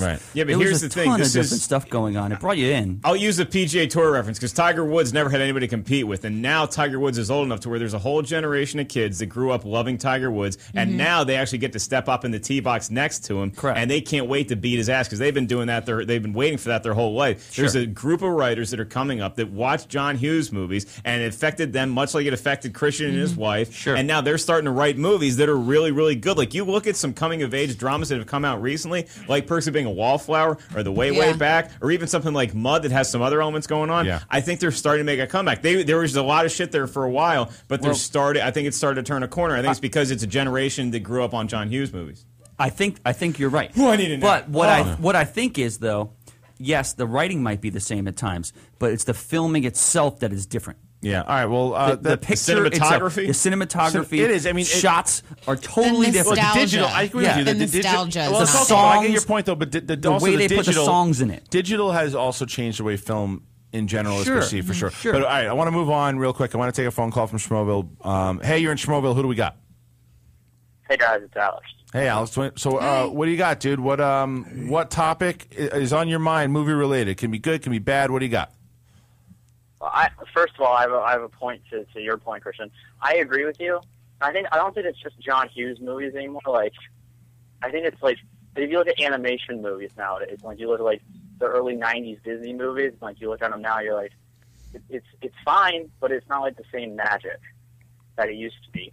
And I think it's just people. You don't think Pixar has gotten some of that magic? Okay. Yeah, I think so. But I mean, like I don't know how to say it, but like fairy tales and like I think that there's like, and even Pixar now is kind of running off the bandwagon. Like Monsters University was cool because it was nostalgic, but like right, well, most of the stuff has been done before. Doing all this stuff, it's losing creativity in my mind. I feel like there's almost an innocence that's been lost. Yeah, I mean it's true, but that's With the animated films and the stories where it's high school kids, because I mean. Mean Girls was one, like, I loved that movie. Yeah. And I think Beautiful it film. had the same, stop it. But that same kind of like ensemble high school cast, but it's not the same as those because there's such a different like innocence to it than there is now. Well, and someone tweeted in, Tyler Myers at Myers FTW types in Perks of Being a Wallflower was a fantastic film.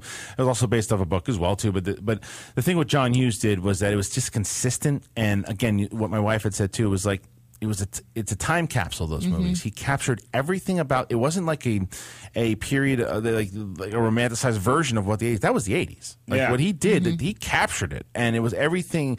And I think that was sometimes people try to heighten it for the movie. And do you think he did it so good that it just set the bar so high that maybe that you just can't do anything else? Well, I mean, because if you watch, I think it's more the teen. It's more the teen.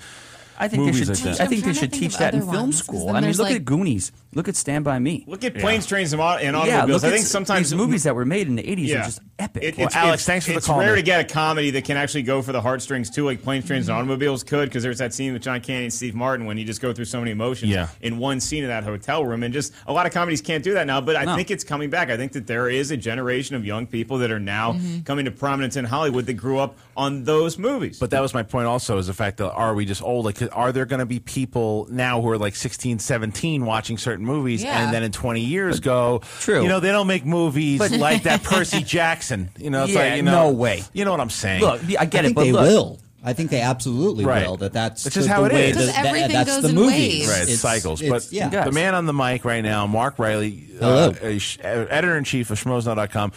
You have the floor, my friend. What do you got? Okay, I got, we brought up Pixar, and I feel that Marvel is the Pixar now. They seem to be doing everything right. They're the hot ones, They're the hot ones. Okay, I got a beef with them, though. Riley's taking a shot at the big guns.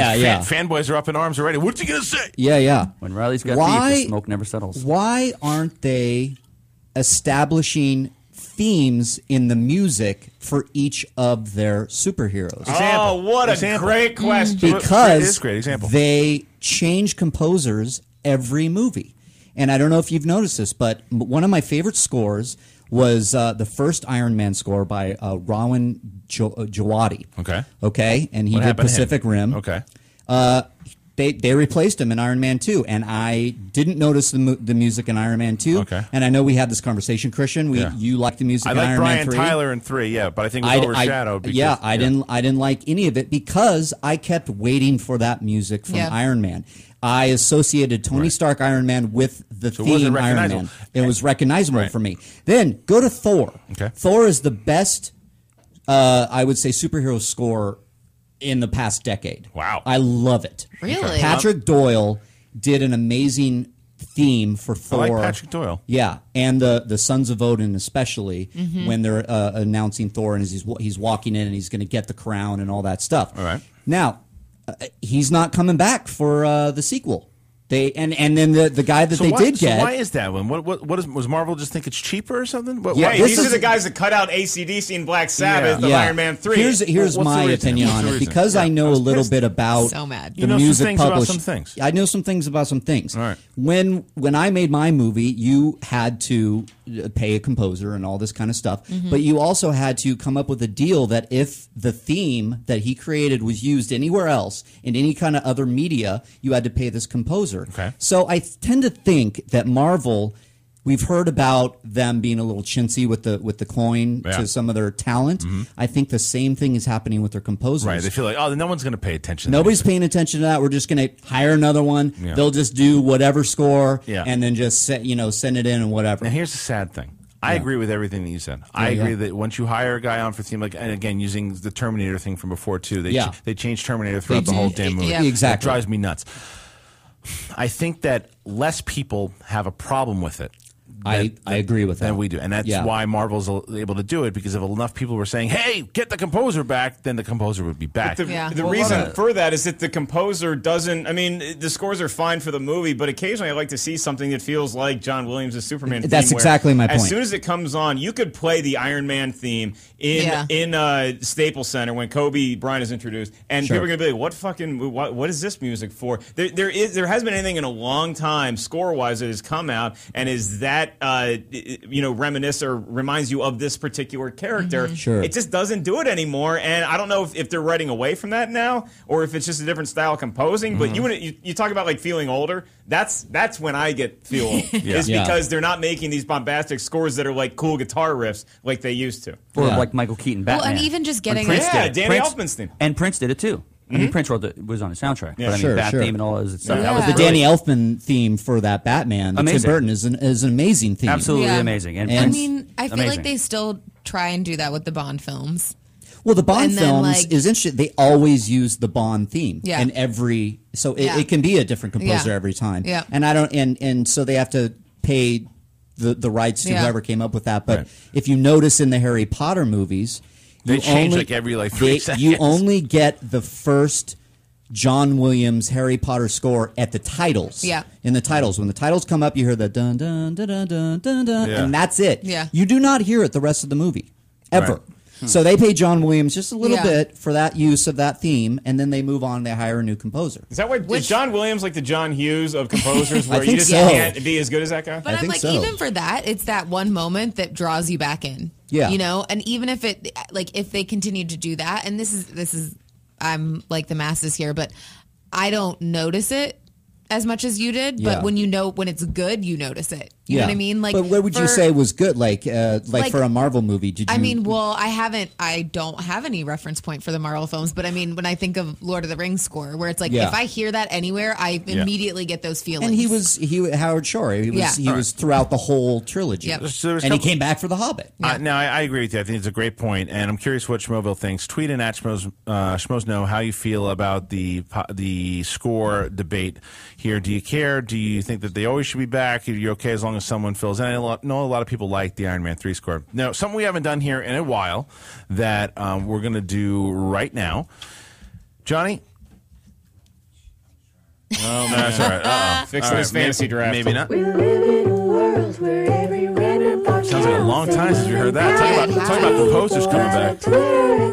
It's time to all those old feelings are just coming right back up again. It's time for Tweet a Celebrity. For those new Schmoes listeners who don't know, you just stop. For those of you who don't know how this works, we are going to write down a name of a celebrity, their Twitter handle, and then we will pick it out of a hat, and then you guys will tweet this person unmercifully and get them on the show. It worked with Zach Levi. It worked with Marie Menounos. So let's see who it can work with next. JTI, you ready? Let's let the lady pick. So Ellis, go ahead. Oh, I get it. Yeah. It's like calling me a girl. Yeah, I So got it. you can tell it's the Yeah. last half hour of the It is, Schmoes Know it is, it podcast. is. I can't think. I can never think of anybody to write I down. know. Oh, you didn't pick it yet. I need, Okay. No. I haven't, like, I didn't know we were doing this yet. I'm not ready. I'll be filming a I'm not video, ready. We only a have 5 review, minutes. and I'll be thinking, oh, this is the guy that I want to tweet. This All is right, the then lady that I then need you to guys tweet. think. You guys think about it, and I'll let Bobby Finstock go ahead and give his topic.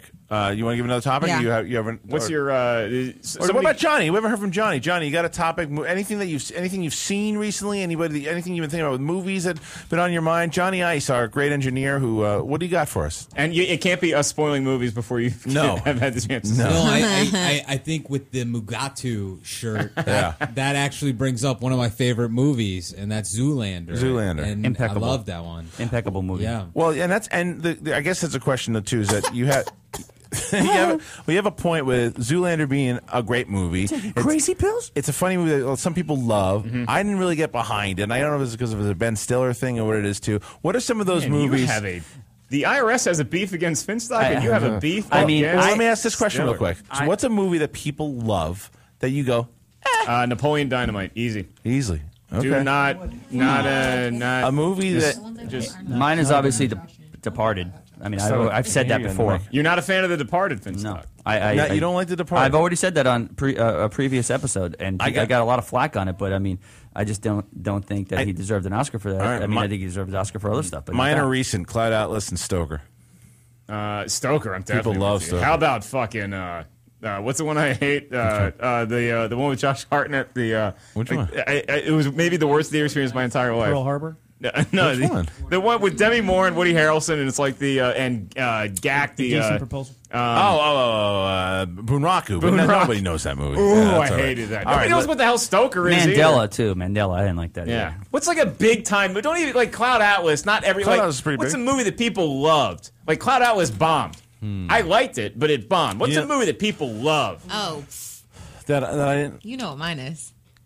Anything with Tom Hanks in her, Forrest Gump, right? Yep. Yeah. Okay. That's I love Forrest I gotta Gump. think. That's I a mean, great movie. Sorry. See, you're gonna put. I would. You say Ed Wood? Yeah. Okay, you say Ed Wood. I hated that movie too. So Twilight.